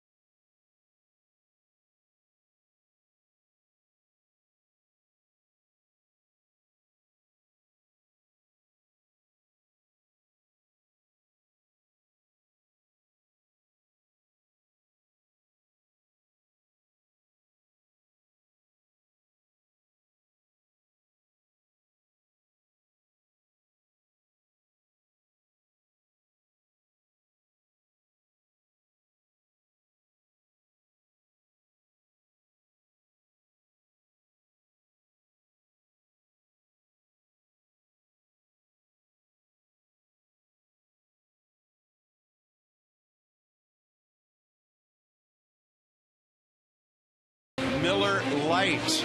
Ian Desmond going from first to third on a throw and then home on the error. And Jim, I know there's been a lot of conversation about the Orioles bullpen this year. Starters haven't gone that deep. Has the defense hurt the starters from time to time in trying to pitch deeper into games? 32 unearned runs. There's our answer. Yeah, right it's there. up there with Cleveland and Detroit in the American League. And, again, I agree with you. It's aggressive running, but a good throw, whether you get him or not, he stays at third. So there's your difference in your ball game. In Mark Reynolds' defense, he had to hit a moving target right there. And how many times do you practice on hitting a guy who makes the play and has to get all the way back to the base, almost like a quarterback hitting a wide receiver? Not an easy play. Well, you're right. But then again, if you want to slow the game down and you know the scoreboard, do you even make the throw? Eat it. Yeah. Good call. Especially with a guy like Hamill, who's given the Nationals very little and nothing at all with 2 outs tonight. So Washington picks up an unearned run, and Jordan Zimmerman back to the mound to face Reynolds, Johnson, and Pierce. Yeah, Jordan's saying, just give me another one. He's starting to settle down nice. Yeah, that he is. Ignite Your Netitude tweet up is coming when the Nats play the Giants July 3rd. Exclusive giveaways, scavenger hunt, special guests, and more. Go to nationals.com/tweet up to purchase your tickets.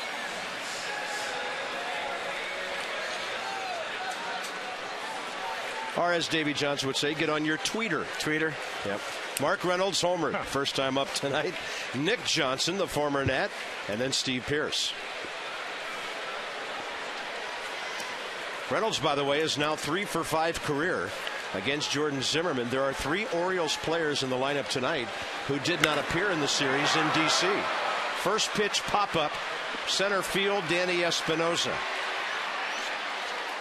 A very economical way to start the 5th inning when you only had 55 pitches through 4. This may have been the same pitch that Mark Reynolds hit a home run on. It was supposed to be down and away. It was up and in. He was a click late, and that was the difference. Maybe not expecting the same pitch again. He got it a hair late. Well, I look at Jordan Zimmerman, and while he's had a good curveball, he's had a good slider, cutter, whatever you want to call it, his best pitch is his fastball. But again, he threw that one. Did you ever throw a guy the same pitch that he hit out the next at bat? Of course. Because, again, you have to look at the count. You have to look at where you threw it. I mean, again, like I just figured the time before he's trying to hit that outside corner, maybe not max that. He threw that pitch, and the velocity showed you that. Because from a hitter standpoint, I feel like if I hit a ball hard off a pitcher, maybe I eliminated that pitch in that location for the next at bat. Well, if it's low and away, I think I might go back there. But I always thought if you get into a hitter's count, you make a bad pitch and they hit it hard, that's what they're supposed to do. But you're the kind of guy that had such good stuff. I mean, you could get away with maybe throwing the same pitch again. Well, Zimmerman, I mean, I can probably count on my hand enough cutters and sliders in the middle of the plate, and they've been pop-ups tonight. Yet the one fastball, he makes a mistake and Reynolds hits it. And that's a breaking ball that hits Nick Johnson on the back knee. Well, you saw Nick Johnson, Carp, in Washington, and even his career with the Yankees. This is what he does, gets hit by pitches. Does it very well. Good hitter. Got a great eye at the plate. His on-base percentage throughout his career has always been incredible, but he can get hit by some pitches. And unfortunately, another thing that Nick has always done is get hurt. Yeah. Well, he's always had the wrist problems. Yeah, and the collision he had at Shea Stadium back in 2006 with Austin Kearns, I mean, that was two big guys just colliding very hard, and that was one of the scariest things you'll ever see in a baseball field. Austin Kearns had tears in his eyes as they took Nick Johnson off the field that night. There's a fly ball, routine for Bernardina, 2 outs. And Brian Roberts coming up. A reminder, the Mid-Atlantic Sports Report is back Monday, 5 to 7. Tom Davis, Phil Wood, Dave Johnson, and Mel Antonin. A complete recap of the Orioles-Nats weekend series. That'll get you going at 5 o'clock right here on Masson Monday. It's a great shot right there. What a great ballpark. 20 years old. Wow. Still remember Rick Sutcliffe on that first afternoon shutting out the Indians. Brian Roberts 1 for 2. And he was one of the 3 not on the field when the Orioles played at Washington. Mark Reynolds and, of course, Steve Pearce was at Scranton Wilkes-Barre at the time, playing for the Yankees system. Yeah, I guess you guys don't miss Markakis, who hit a couple of home runs, one to win the game. He was 4 for 13 in that series with 2 homers and 4 RBIs. And, of course, on the Friday night, the extra inning homer in the 11th inning off Ryan Matthews that won that game 2-1. That was really some pitched and well-played game that night.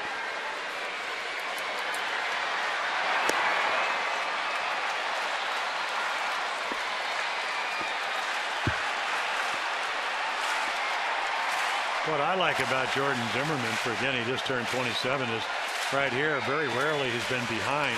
Just takes a little time. Walks off the back of the mound, maybe slows the game down a little bit, and then now try to make a better pitch to a good hitter.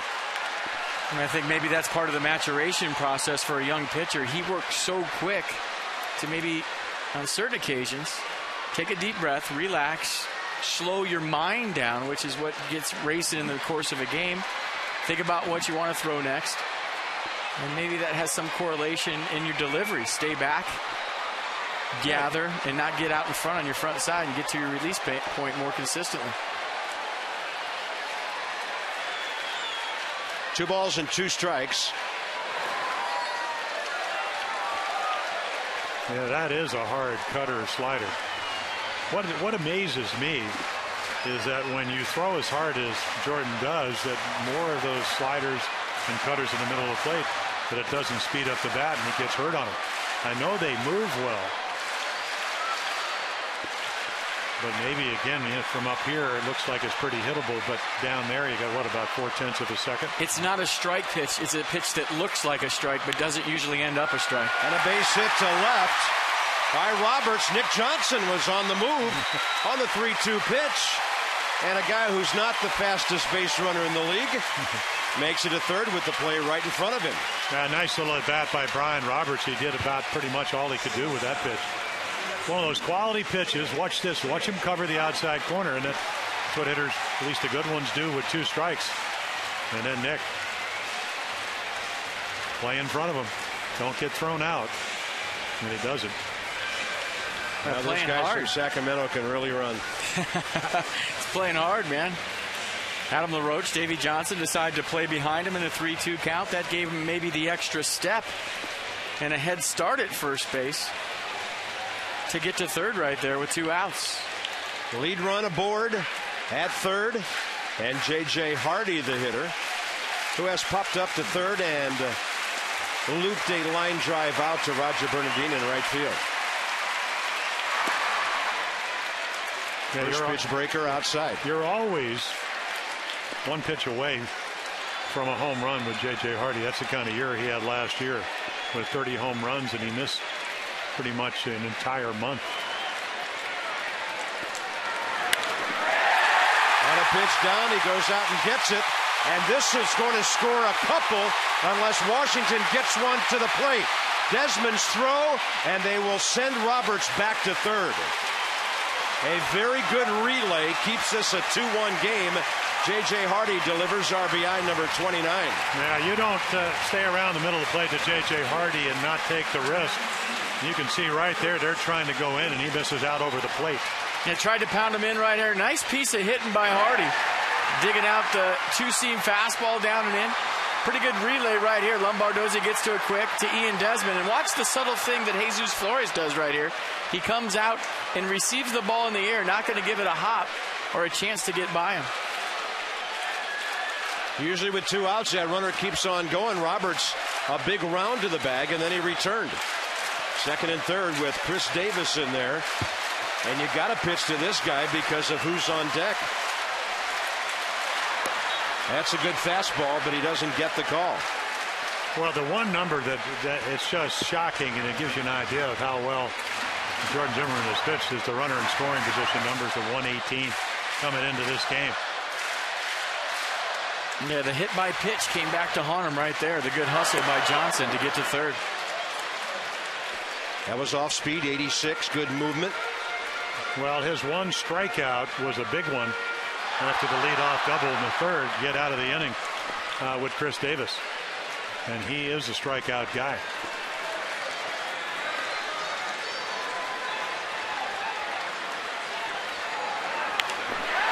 And that one hit out to center for Bryce Harper.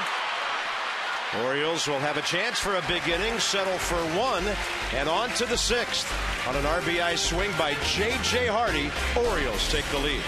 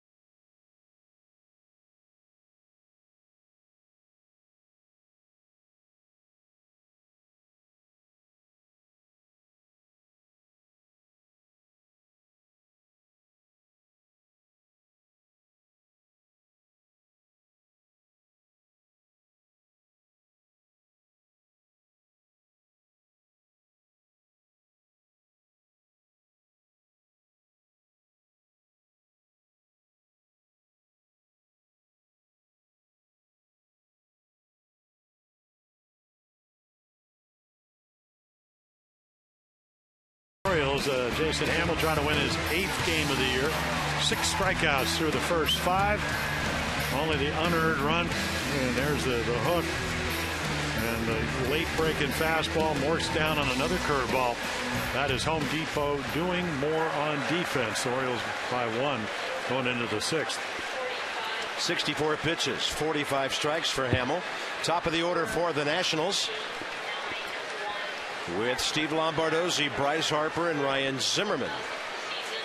Lombardozzi, a ground ball to the second baseman. Then he reached on the error by Mark Reynolds, batting in the first and the third.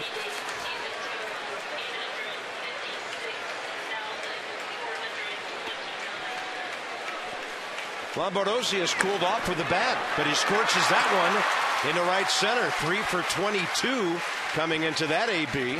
And Lombardozzi, 3 out of 6 against the Orioles in Washington, checks in with a leadoff hit. Well, the Nationals have done exceptionally well all season long, is answered a team that scores in their half of the inning. And they did it the whole last road trip when they went 6-0. Let's see if they can do it right here. It's a good start getting their leadoff man on. And the Nationals pitch track brought to you by Kinetic North America, providing world-class technology and responsive solutions to our government customers. In that series in Washington, Bryce Harper was 4 for 12. Couple of walks, 2 RBIs. He's 0 for 2 tonight.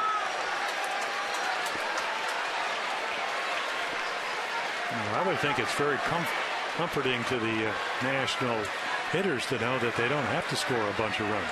I mean, just quality at bats like Lombardozzi had. Do the little things on offense, exactly. Maybe take an extra base. It's our Valero game flow. Top of the 6th. The leadoff man aboard, Washington. Out hit by Baltimore. 6-3. Orioles lead 2-1. Middle infielders bunch up the middle for a possible double play ball. And Bryce got a pitch right there down the middle, a hair late. Well, I still think that, again, for Jason Hamill, he hides the ball well. The stuff is good. The movement's good. And then again, only 219 hitters hitting him. I mean, a great combination of command and movement. And again, that curveball he'll throw in any count. Got a changeup he'll throw, too. Hadn't used it much tonight. Harper goes upstairs and can't reach it. Strikeout number 7 for Jason Hamill. Well, I know you called it something else. We used to call it stair step up the ladder. He was running out of the zone. And there's such a thing as guys throwing 95 and being sneaky fast to where the 95 looks like 100. And with Hamill's, the ball gets on you, it looks like, from what you're seeing, reading the national swings tonight. Ryan Zimmerman came into this game career against Hamill 7 for 17 with a homer, 3 RBIs. Ground ball to short and a called third strike so far. Target is in. And so Ryan's pumping, and it's out to right center for Adam Jones. And 2 quick outs after the base hit. Yeah, the one thing about Jason Hamill, even when he hasn't had his best stuff, and that's been a rarity, he goes after you. I mean, he seems, you know, Jordan Zimmerman, we know he does that. But for Jason, he just can't imagine how he was ever 7-13. I know Colorado's a difficult place, but when you see a pitcher that's 29 to make this change as far as being able to command your stuff and challenge guys, and even on your bad days still keep your team in the game, it's just amazing. It amazes me, the leap he's made. I was going to ask you if a home ballpark like Coors Field can get in your head, but the ball travels here too. So, yeah. Well, I don't know. I really was a fan of Jeremy Guthrie. He didn't win a lot of games here. Of course, the Orioles didn't win a lot of games. They didn't get him a lot of runs. But I got a text from him. He said, I don't have a 2-seamer. My curveball's not breaking, and I can't command my 4-seamer. And he's now in the bullpen. That's Colorado. Other than that, everything's okay? Yeah. Well, the family's healthy. That's a good thing. That's right. Well, there's a long list of pitchers who went out there and couldn't pitch like they did elsewhere. Mike Hampton, Denny Nagel, Darryl Kyle. And Jason, the first thing he said when Rick Adair, the Oriole pitching coach, started working again on that 2-seamer as part of his repertoire, he said, boy, it's moving. I'm getting some late life. And it was never about the velocity. Always had that. Didn't Billy Swift have a real good sinker with the Giants? Went to Colorado. Not the same guy. And I think it has something to do with the thin air, number one, but the dry air. You talk to pitchers, even with the humidor at Coors Field, they don't have a real good feel for the baseball there. Slips out of their hands. They don't have a good grip. So that's a combo platter for disaster when you're pitching a mile high. 1-2 to Adam LaRoche. And Hamill is on his game right now. 6 innings without an earned run, 8 strikeouts, and a 2-1 lead.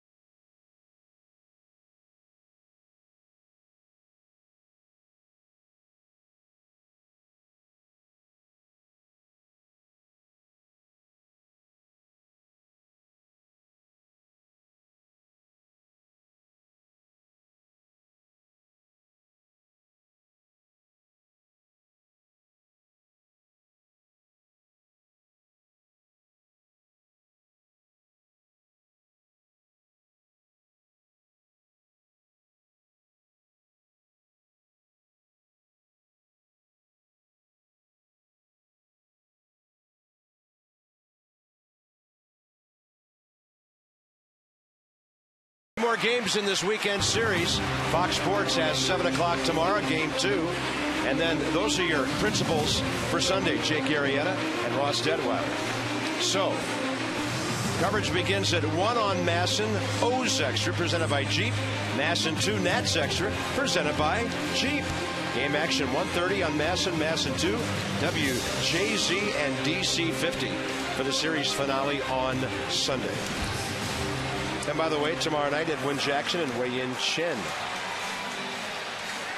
Yes, tomorrow a night game or a... It is a 7 o'clock game. 7:05 game? Yeah. And Bob's going to be doing the play-by-play. I'll be at home watching you, partner. Yeah, we'll be hanging on every word. I can imagine the criticism coming from two. No. No, we don't do that. Jim and I are going to be in Napa Valley, so to speak. Napa East. Adam Jones, bottom 6. Tom Verducci will actually join me tomorrow night. Really? Great rider, and that on a pitch up. Well, Adams, the big contract, having an all-star year, 18 home runs. He goes, you know what? I've seen one too many high fastballs. I'm just going to hammer it in over my head into right field. As a hitter, if you just decide you're going to go after it and commit to it and not try to hold up your swing in the middle, that's how you get on top of some high heat. Well, before, when the Orioles were playing Philadelphia and then Pittsburgh before they went on the road to Atlanta, he got hit by a pitch on the right wrist and then a little bit of a tendonitis on the left. So he was swinging through pitches he usually gets to. It seems a little bit better health-wise. Matt Wieters is 1 for 2 tonight. Started the game from the left side, hitting just .202. And look at the right side. Look at the right side for Danny Espinosa. Shane Victorino doing the same thing. And probably people thinking, well, why don't they just hit right-handed? But if you do that at the highest level, people know you switch to the other side. It's all you're going to see is stuff that breaks away from you, because the advantage of being a switch hitter, everything breaks into you. The slider breaks into a left-hander from a right-hander. Same with the curveball. Now you get on the other side and try to hit right on right. That's all you're going to see is sliders and curves. Yeah, and against right-handed pitchers about 80% of the time anyway. Yeah, I think the only time I've seen guys really do that, Robbie Alomar used to do it against Tim Wakefield because he didn't want that knuckleball to mess up his swing, left-handed. And, of course, he's in the Hall of Fame. But what a year Matt Wieters had hitting right-handed last year. 121 at bats, 11 home runs, 339. And then 11 home runs from the other side and over 330 at bats. Left-handed batting average around 239. Jones a running threat, 9 steals and 14 attempts. And right now, we got a game flow going from Chili's. 2 for 20.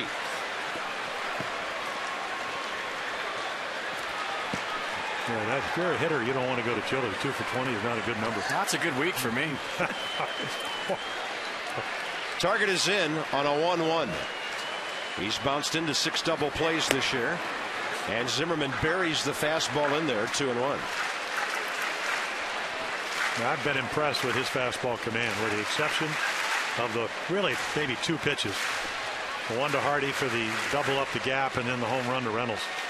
But again, the same old story here. He pitches well and they don't get him many runs. And Jason Hamill, a lot to do with that. Interesting thing about the Nats and their offense, Zimmerman is cold. Adam LaRoche is hitting about $180 since the end of May. And Michael Morse is only 18 games back, so it's still about the 3rd week in April for Michael Morse. And those are your 3 big guns right there, 3, 4, 5. Yeah, if they get healthy, then all of a sudden you may be looking at the best team in the National League. And not even hot, just do what they do. Yeah. Yeah, just do some resume work. That's about it. Stuff they've already done. Well, but of course, if you start looking at Zimmerman's numbers, that's hot.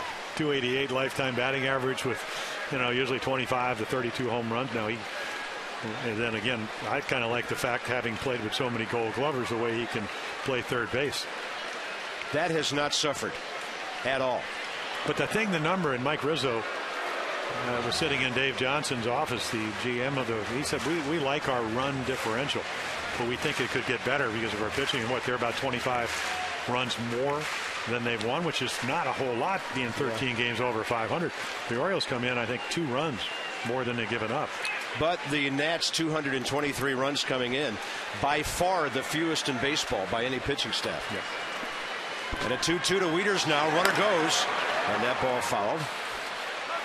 Washington's pitching staff spent most of April under 2.0 runs on the ERA, and it took them until about, just a couple of weeks ago to make it up to 3. That's how good they've been. They've been great all season long. Jim, you played on teams that were pretty offensive. Did you ever play on a team where you felt like every 5th day you had to be perfect? If you made 1 mistake or 2 mistakes, you were going to lose that game? And what's that like if you never had to go through that? You went through spells where you didn't get a lot of runs. But again, I pitched with so many pitchers. My first roommate was Robin Roberts. When I was 19, he was 38. He had about 270 wins. And we talked about what we were talking about tonight as you look at Edwin Jackson on the right, who'll pitch tomorrow night, and then Gio Gonzalez. Boy, what a trade. But Robin said, hey, the best pitch in baseball is fastball. You have a good one. Hope you're smart enough to understand that. Simple advice. Huh? Yeah. And he would pitch 13 hit shutouts. Double play ball. Espinoza couldn't get it out of his glove. Desmond still quick enough to turn it on a 4-6-3. Washington second of the night. Matt Wieters isn't going to outrun any baseballs. So that's tailor-made, whether you get it out of the glove or not. All you got to do is catch it, and you'll see. You know better than anybody, FP. Adam Jones started to go right there, and he stopped. If he keeps running, that's not a double play. Espinoza has trouble getting it out. And I love the way Adam Jones goes in there. That's the way you try to break up a double play. You can talk about all the tools and how great he is in center field, what a great hitter he is, how fast he is. But I love how he approaches the game on a daily basis, how hard he plays every time I've seen him. Yeah, I came from having Frank Robinson, who was notorious, the great ability to do that, and then maybe as well or better, Don Baylor, another MVP. Don Baylor would go into second base, and guys would be heading for the outfield if you were a middle infielder. And as a middle infielder, you know that. You're sitting there and you're saying, well, ground ball right here, I better get out of the way. And you're peeking out of the corner of your eye to the base runner because you know he's coming to get you. Zimmerman has the ball hit him, then he can't pick it up. And Wilson Betemit will have a base hit with 2 outs. So each time the Nationals have turned a double play tonight, the Orioles have followed with a hit, the homer earlier, and now this. Yeah, they try to get Wilson out with a lot of breaking balls, and again, they're going to come out anytime you get hit with a little changeup right back off the left foot, somewhere in the ankle. And I think he might have had a play if he picks it up. But again, a wet night with rain. Yeah, I think that got him on the ankle. I'm looking at him right now. He's kind of hobbling around a little bit, bent over to feel it. If that gets you in the foot, Jim, I don't think it hurts that bad. If it gets you in the ankle, you're going to feel it. Man, it's the landing foot. So under the watchful eye of his manager, pitching coach, and assistant trainer, Mike McGowan, Jordan Zimmermann will throw a couple to Jesus Flores here.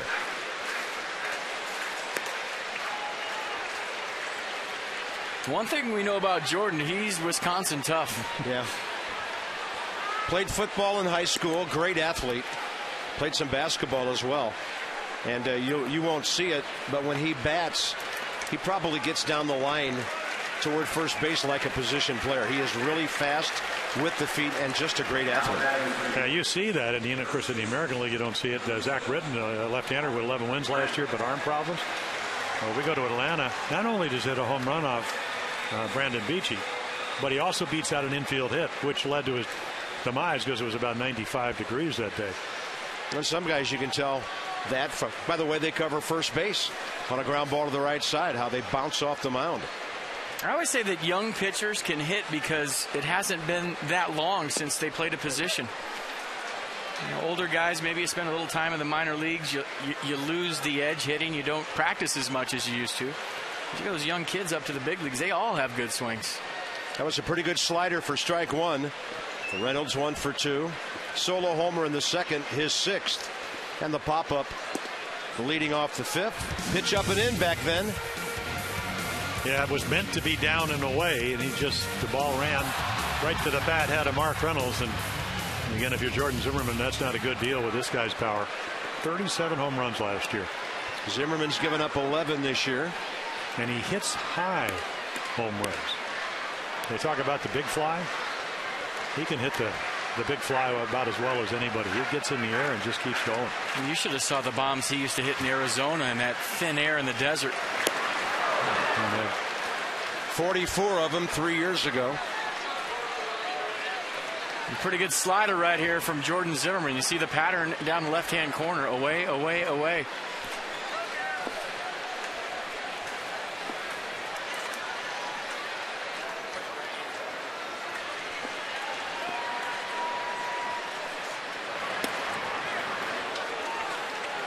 Yeah, nice little take. Identical pitches. Didn't wave at that one.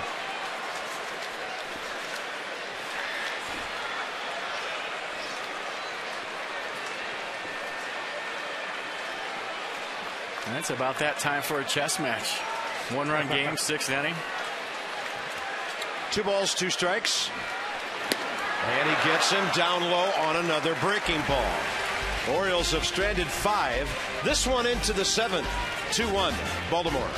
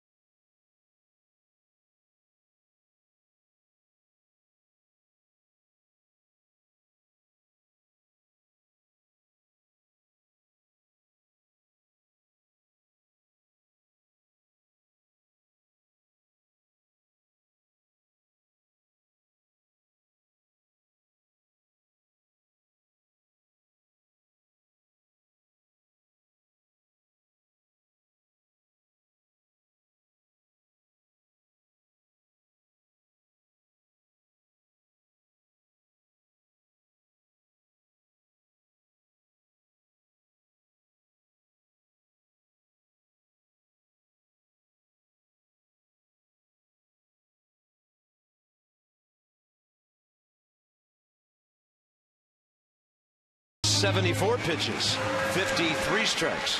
Matching up beautifully here tonight. And Hamill, who has struck out 8, will face Morse, Desmond, Espinoza. Top 7. Yeah, coming off that one hitter, the first complete game of his career. But again, he was able to navigate through 9 innings against the Braves in Atlanta, 103 pitches. The problem for him, guys, he's had some right knee tendonitis, and that's your push-off knee, so they'll watch him carefully. Morse will take that 92. So what would be a sign besides the obvious? Well, right there, I mean, velocity, 92, ball elevates. Again, you know, a lot of times you're a pitching coach. Can you get over your front side and finish your delivery? That allows you to get the ball down. So again, there's 91, but that's a 2-seamer.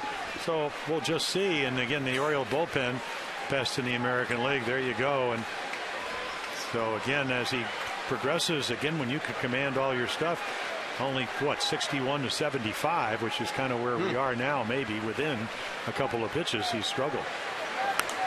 Seems to make a pretty good recovery after that, doesn't he? 1 ball and 2 strikes to Michael Morse, 1 for 2 tonight.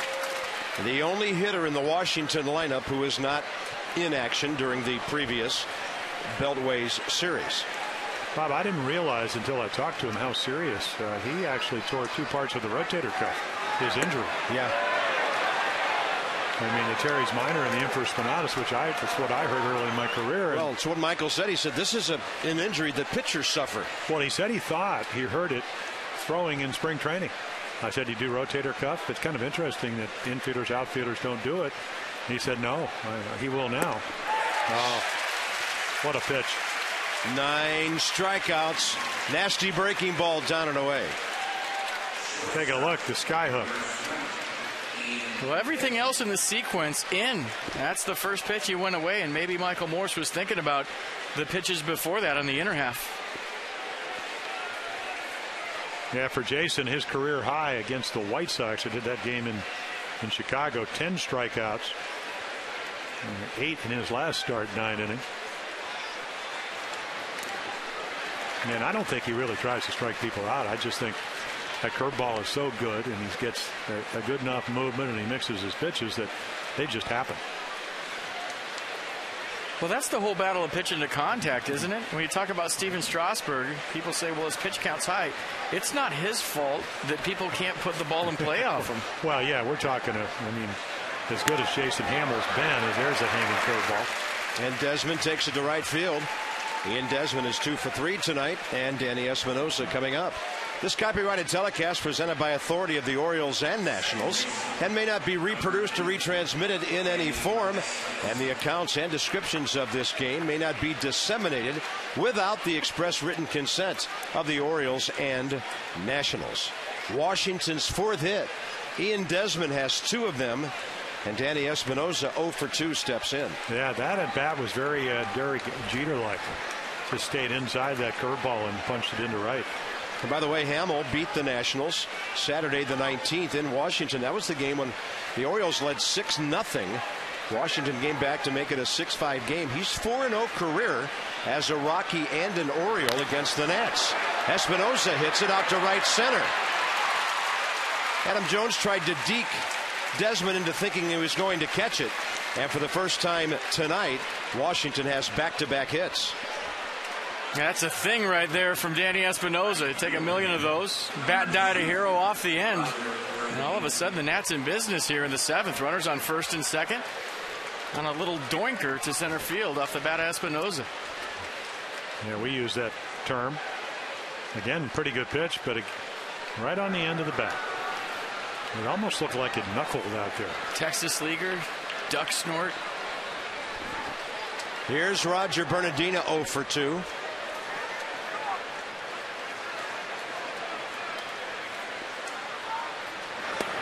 Breaking ball drops in. Bernardino, prior to this game against Jason Hamill, 4 for 7 with 2 RBIs, but he struck out and grounded out tonight. He was 2 for 8 in the initial Beltway series. Doesn't start a whole lot these days with the emergence of Harper in the outfield. Michael Morse DHing in this series, so there's an outfield spot open. for somebody to get a start, and it's Bernardina tonight. And he doesn't play a whole lot of right field either.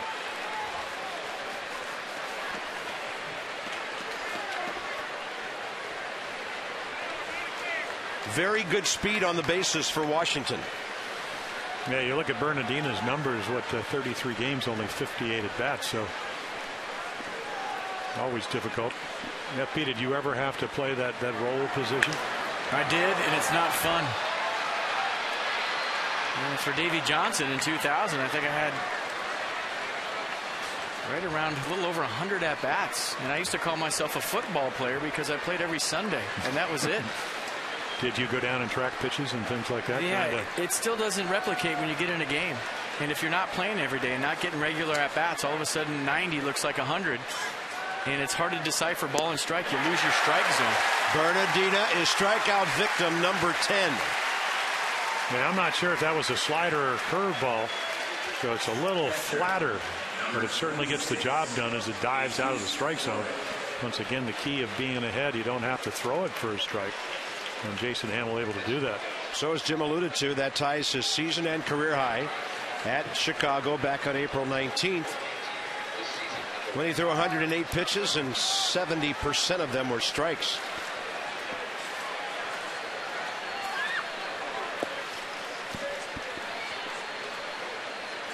Good stop by Wieters right there. Tying run on second base. You can tell how good his stuff is because it almost looks like Matt knows what's coming and still having trouble getting and he can catch, getting the glove on the ball.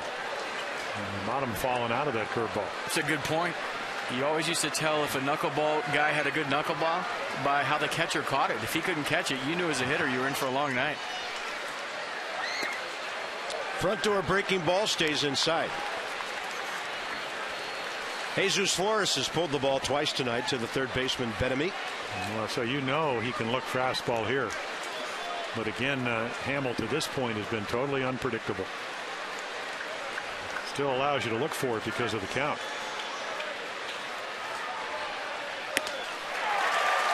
And he still doesn't get to it. I was talking to Rick Eckstein, who is the batting instructor, and he said, you know, sometimes he said Davey Johnson says they're too aggressive. He said, I tell him, hey, get a good pitch to hit. Chased out of the zone there. He said, you'd think that maybe they don't even have a hitting instructor. Because hitting can be that difficult sometimes, especially for young hitters.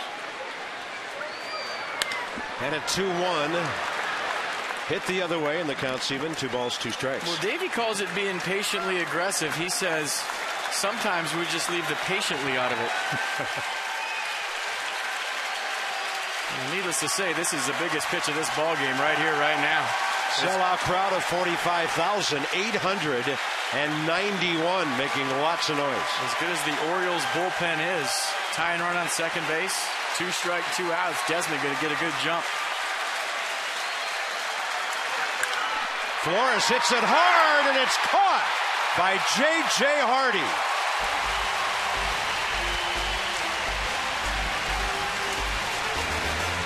And the 7th inning stretch is brought to you by Jack Daniel's Tennessee Honey.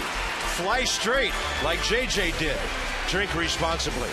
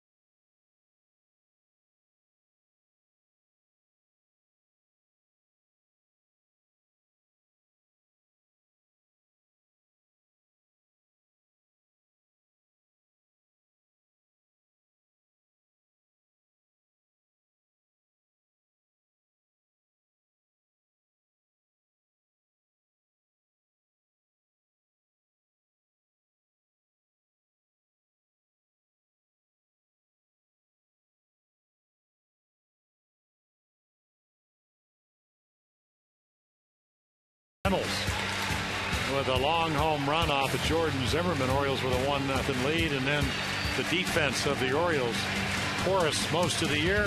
Throwing error by Reynolds, drops his arm, and the Nats will tie it up 1-1. J.J. Hardy's going to hit a laser into left center field. Orioles will score one after Nick Johnson was hit. And then right here, Jesus Flores, great pitch to hit. One of the few hard hit balls off Jason Hamill, but Hardy right there. And again, not a lot of runs. Desmond having a good night. Hamill tying his career high, and Reynolds with the only home run of this ball game. Well, and with the speed the Nationals had on the bases right there, that ball gets into the gap. Danny Espinosa might be threatening to score to give Washington the lead. So here's Jordan Zimmerman, 88 pitches, 58 strikes through 6. You see the breakdown right there. 59% fastball, and I think his fastball tonight has been as good as it's been all season long. So again, now what, 14 starts of 6 innings or more? Boy, what a way to give your team a chance to win. And even tonight he's been able to do that. And I talked to him a couple of weeks ago about last year being 1 year out of the Tommy John surgery, which Strasburg is going through. They shut down Jordan just over 160 innings. And he said that first year you're back, some mornings after you feel great, some you don't. And I think a lot of what happens with Steven in September might be based on how he feels rather than some hard number somewhere. So the big question, 161 innings, they usually say, what, the magic number is 30 more? Does Zimmerman get to pitch more than 190 innings? Well, he gets to go. He gets to go the whole season, I think. He's free. I don't think they're going to shut him down. Yeah, as Felipe would say, he's free. He's free. That guy we'll see. On a pitch up to Nick Johnson, it's 2-0 to start off the bottom of the 7th. Nick hit by a pitch last time with 1 out in the 5th. Came up to be big as with 2 outs, J.J. Hardy doubled him home.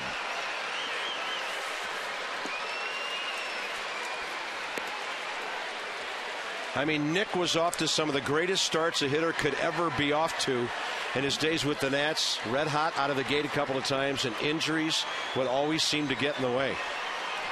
I saw him come up with the Yankees. You know, he makes you throw strikes, occasional power. There's Jordan Zimmerman again, one for the few times tonight that gets behind a hitter. And every time he does, he goes for a little stroll. That's that maturity that P you were talking about. Slow things down. Well, you know, that's what Bertie Teppets, the great manager catcher, used to say. You rush to lose, you slow down to win. And then stuff good enough to throw him a fastball in the hitter's count by Nick Johnson, who's still at the age of 33, has a 401 career on base percentage. Well, that's what you liked about him. You know, again, if you're pitching, you want hitters to expand the strike zone.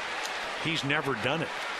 And then this year started out 0 for 29 after having a great spring. And a 3-2, and he'll take it low. Well, there you go with the on base. And that was a breaking ball.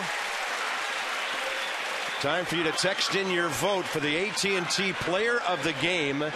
Jason Hamill, A. Mark Reynolds, B. Ian Desmond, C. Text in your vote. Have your voice heard. Text A, B, or C to 31826. And by the way, that's Jordan Zimmerman's first walk tonight.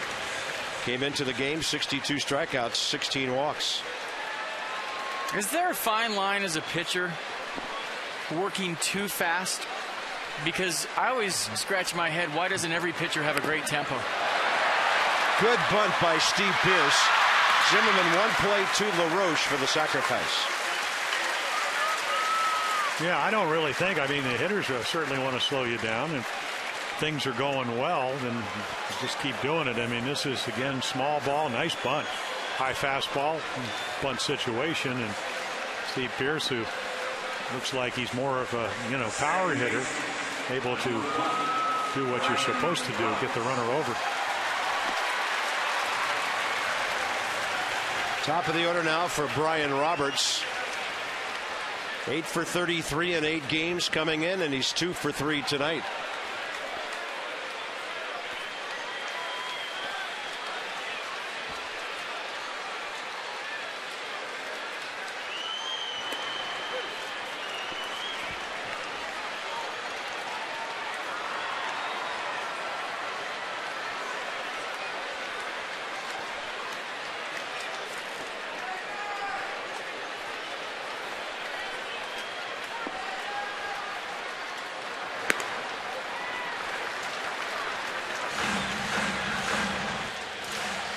In a National League game, the Nationals would have hit for Zimmerman by now, with the number 9 batter due up in the 6th, actually the 7th. So he gets a chance to go deeper into the ball game. Yeah, that's what I always thought. It gives you a chance to win more games, pitch more innings. When they went to the DH, it also gives you a chance to give up more runs. I think it's more difficult sometimes because of this if you manage in the American League, because a lot of times, as you mentioned, hey, you're automatically 1 run down, going to pinch hit for your pitcher, but do you leave him in a little bit longer here? Because even though you might be going to your bullpen, because you don't have to pinch hit. And maybe you leave him in too long? Yeah, that's a possibility. That's a good point. Lombardozzi has to break toward the line to grab it for the 2nd out. And J.J. Hardy. And worth repeating, some frustration coming out of that New York series. Going to have to find a way to beat good pitchers. And tonight, they've taken a couple of steps toward that. But I'm telling you, you saw a couple of hot guys up there at Citi Field, didn't you? Well, the Orioles, you go to Boston, you get Lester and you get Beckett, and you just keep going. And I keep looking. I'm going, boy, their guys are better than ours. And the Orioles, again, are 9 games over 500. It just keeps finding out a way to win. And again, I don't know what's happening. Again, the bullpen not up tonight, but normally you get a lead, and then the bullpen able to hold that lead. It's the curse of the knuckleball, man. That'll mess up your swing for a couple of games. And a tapper right in front of the mound. Jordan Zimmerman, the good athlete, makes that play. Gentlemen, it's been a pleasure. See you Sunday afternoon. What are you resting for tomorrow? Maybe.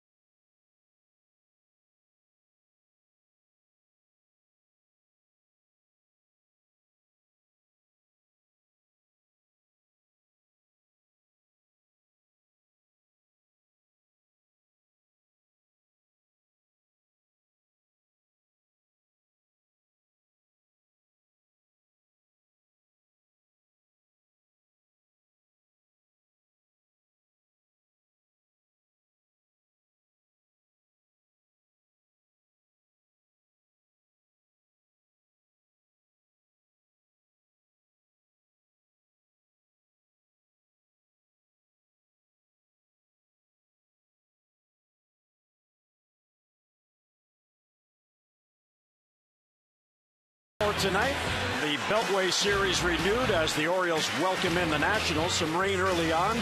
Jordan Zimmerman, he is a tough one of the best pitchers in the National League, and he is showing it here tonight. But Jason Hamill, a career-high tying 10 strikeouts, has been in command. Mark Reynolds with a home run. That put the first run on the board.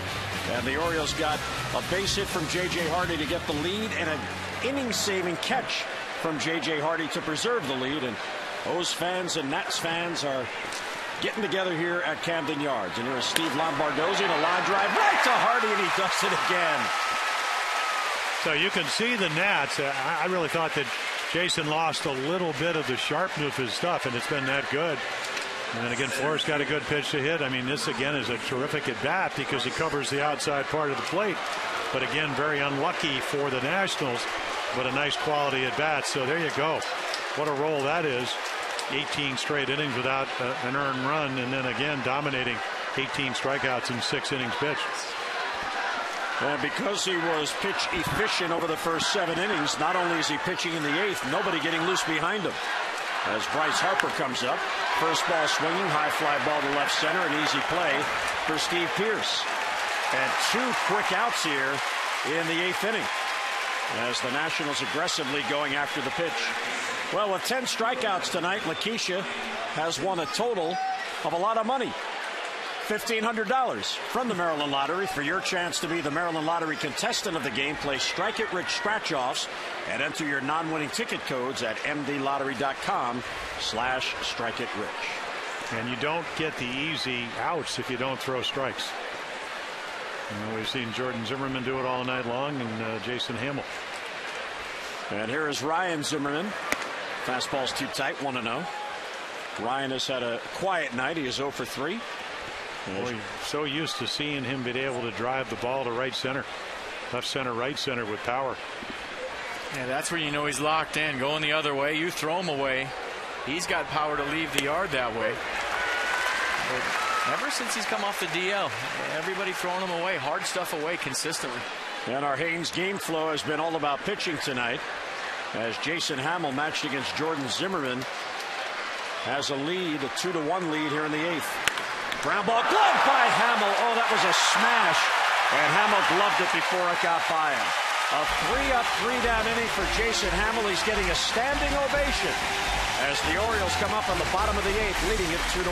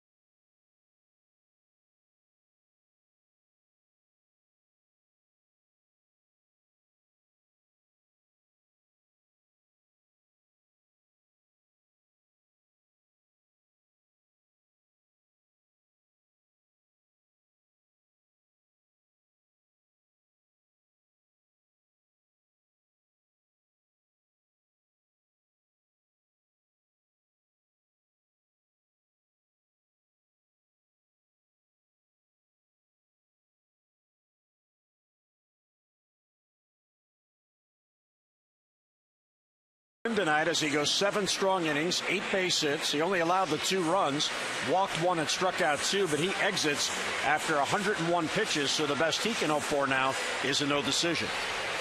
This call to the bullpen is packaged by the UPS store. We love logistics.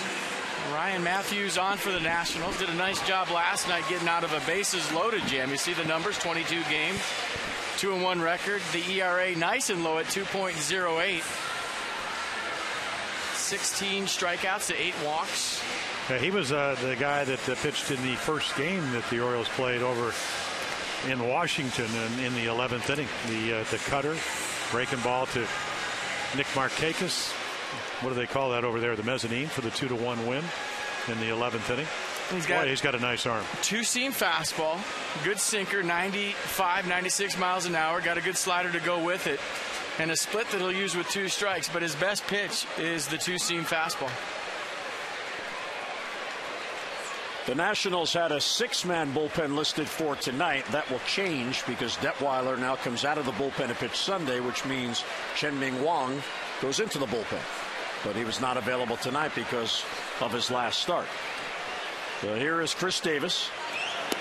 And he looks at a pitch down and in 1-0. Davis, his struggles continue. 0 for 3 tonight, now 0 for his last 23. Well, he's got a big, long swing, and when he struggles, he struggles. You know, came into the year striking out about 38% of his times at the plate. Yeah, but 0 for 23, still hitting almost 280 with 12 home runs. Well, he was up over 300, having a lot of quality at bats, and he's a big, strong guy. And when we talked about Ryan Zimmerman, that certainly doesn't have the lifetime numbers because he doesn't have that kind of experience, but he uses the whole field and great power. Plus, he can pitch. I saw that. I was watching that game that night. Well, I mean, how not only did he pitch, He had pitched. great pitches. Yeah, he pitched. Struck out Adrian Gonzalez, $156 million. He's throwing fork balls and change-ups. Great change-ups. And he didn't just stand on the mound. He pitched. And then he didn't get hurt because Darnell McDonald, who ended up pitching for them, their center fielder, he pulled an oblique, and he was on the DL.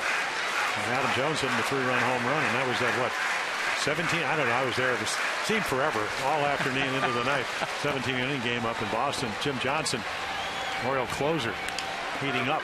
Ground ball to first. There's LaRoche, and he will flip to Matthews for the out. So Davis 0 for 4, 1 away in the Orioles' 8th. For every Orioles walk this season, CareFirst Blue Cross Blue Shield contributes $50 to support the American Heart Association Heart Walk. And to date, the Orioles have drawn 200 walks. That's a total of $10,000. CareFirst Blue Cross Blue Shield encourages each of us to take that first step towards a healthier and a more active lifestyle. Yeah, how about walks? Your two starting pitchers, Hamill strikes out 10, doesn't walk anybody. And then Jordan Zimmerman only the 1 base on balls. And of course, he did hit Nick Johnson, and he ended up scoring potentially the winning run, the second run. Adam Jones takes a strike. He singled his last at bat. Adam has now gone 32 at bats since his last RBI. FP, I look at Ryan Matthews, and I think, boy, this reminds me a little bit of Jason Hamill. Deep left field. That one's got a chance. Back it goes, and on the warning track, it stays in the park. Wow.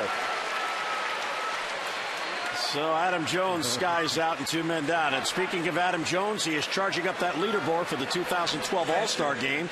And he needs your help to earn a starting spot. Get online, Orioles.com/All-Star. Vote orange and help support Adam, Matt Wieters, J.J. Hardy, and the rest of your birds. Vote at least 20 times online. Select the O's as your favorite club, and you'll be entered into the Orioles All-Star Sweepstakes. Now, one winner will get an autographed jersey from an Oriole All-Star. Remember, vote up to 25 times and help your birds get to the All-Star game. I got excited. I thought that was a home run. So did I. You went into that home run call. Well, based on the pitch and the guy that hit it. Yep. Slow pitch. It was hang up. And cook. Hang and hook. Looked good to me till the last 10 feet. Well, again, Matt Wieters, right field. Back on it is Bernardino, and he makes the catch on the warnings track in a 3-up, 3-down inning. So the Orioles go down. Here we go. 9th inning coming up. Orioles one inning away from a win.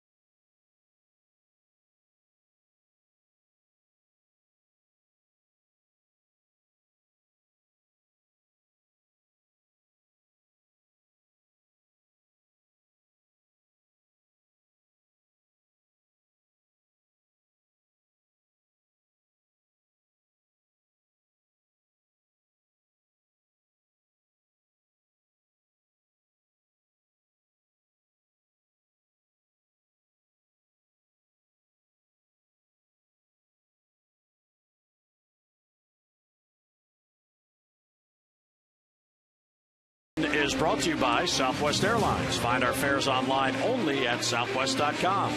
By Chapin Davis Investments, celebrating 60 years of advising investors. Call Chapin Davis at 800-222-3246. And by Dodge, see your authorized Dodge dealer and experience a world of performance, design, and fuel efficiency. Schedule a test drive or go to Dodge.com and check out our powerful lineup. Well, we go to the ninth, and the evening is done for Jason Hamill, who was outstanding. 8 innings, just 5 base hits. He gives up an unearned run, did not walk a batter, tied a career high with 10 strikeouts, and very pitch efficient, 96 pitches on the night. And only 27 balls. So the Chevrolet call to the bullpen. This call to the bullpen brought to you by Chevrolet and their award-winning cars, trucks, and crossovers. Well, the Orioles hope that Jimmy Johnson can cross over the Nats because he's been awfully good. You can see 20 saves. Again, doesn't walk too many guys, doesn't give up many hits. And when he's on his game, he gets the ground ball. And imagine you have a guy with 12 home runs. That's a low ball hitter. Pretty good matchup. 15 hits allowed in 30 2/3 innings pitched. Wow. Fly ball to right field. Flaherty in the game. Tested on the first pitch.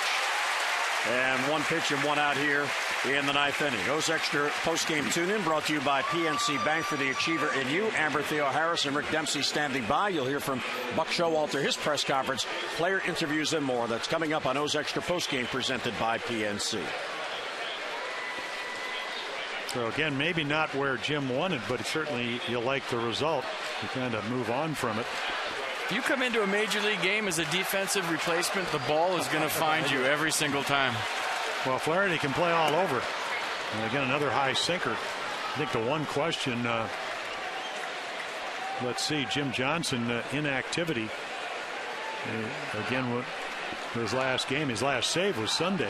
And that was the Wei-In Chen game. This is going to be a tough play. Betemit bare hands throws. He got him. Nicely done by Betemit and 2 men down. Wow, Brooks Robinson's in the ballpark tonight. That's away Brooksy with his 16 glove. There's your sinker. That's a big play in this baseball game because if Michael Morse gets on right there, you got Rick Ankiel on the bench. It's a designated hitter spot. You're going to pitch run for him, and he gets some speed on the bases in a 1-run baseball game. It's a huge play. Anytime you win a 1-run game, and but the Orioles are 12-5, and that's why they're coming in tonight 39-30. It's a play here, a play there, and that's the difference. Ball 1 down and away, and we invite you to tune into Nats Extra Postgame presented by W.B. Mason immediately following the game on Masson 2. Johnny Holiday, Ray Knight recapping the game here, player interviews and more. The W.B. Mason postgame, Nats Extra. And it's low and 2-0. A dangerous count to a dangerous hitter. Ian Desmond has had clutch hit after clutch hit all season long. 11 home runs, a career high. Yeah, what, 1 more than last year? Yep. In less than half a season. 2-0 the count with 2 men down. And the pitch is outside ball 3. This day in baseball history brought to you by Ocean City, Maryland. Make memories of your own this summer. Book your vacation at OCOcean.com. 1962, the Boog became the first player to homer over the center field hedge at Memorial Stadium. Yes, he was strong enough and he did it. Well, it was 450 over the hedge. The ball went 500 feet, so they say. So there you go. I mean, you could see Jim Johnson inactive. It's been a while since he pitched and all over the place. You don't want to put the tie and run on, but a guy with 11 home runs, you see he was trying to nibble on the outer half of the plate. Do you think that was a semi-unintentional, intentional pitch around? Because he didn't give him one thing to hit. No, I think he's just trying to find his release point. He last worked on Wednesday in New York. He got an inning in when it was a 4-0 game for the Mets, and the Orioles eventually lost it 4-3. Prior to that, he pitched last Sunday in Atlanta, the game Jim referred to with the save. And there's a strike right there to Espinosa. So in the last 9 days, he's pitched twice. The one thing about Jim Johnson, and that might be a good point, FP, and there's that running fastball, and ends up pretty much down the middle of the plate, but he's got a curveball and a really good changeup. But he's smart. There's the change. He doesn't give in to hitters, so your point might be well taken. I don't think he pitched around him. I just don't think he wouldn't give him anything to hit up the gaps or out of the ballpark. Good closers like Johnson don't like to challenge guys middle in late in the game. The first pitch to Danny Espinosa was supposed to be away. It was middle in, and he took it. And I think the movement got him. 0-2 the count. Line right back to Johnson, and he gloves it. Wow, what a way to end the game. A bullet heading to center field for a base hit. And Jim Johnson gloves it to preserve the 2-1 victory for the Orioles. What an atmosphere here with the sellout crowd, and what a game well played on both sides and well pitched on both sides, and here's how it ended. Well, yeah, there's a little change up, and again, you do become a defender. Jim Johnson, very athletic. We talked about Jordan Zimmerman and Hamilton all night long. Again, once you release it, you become a defender. Terrific play by Johnson to end the game. So in this Beltway Series, final interleague series of the year, the Orioles strike first. Jason Hamill gets the win. The Birds beat the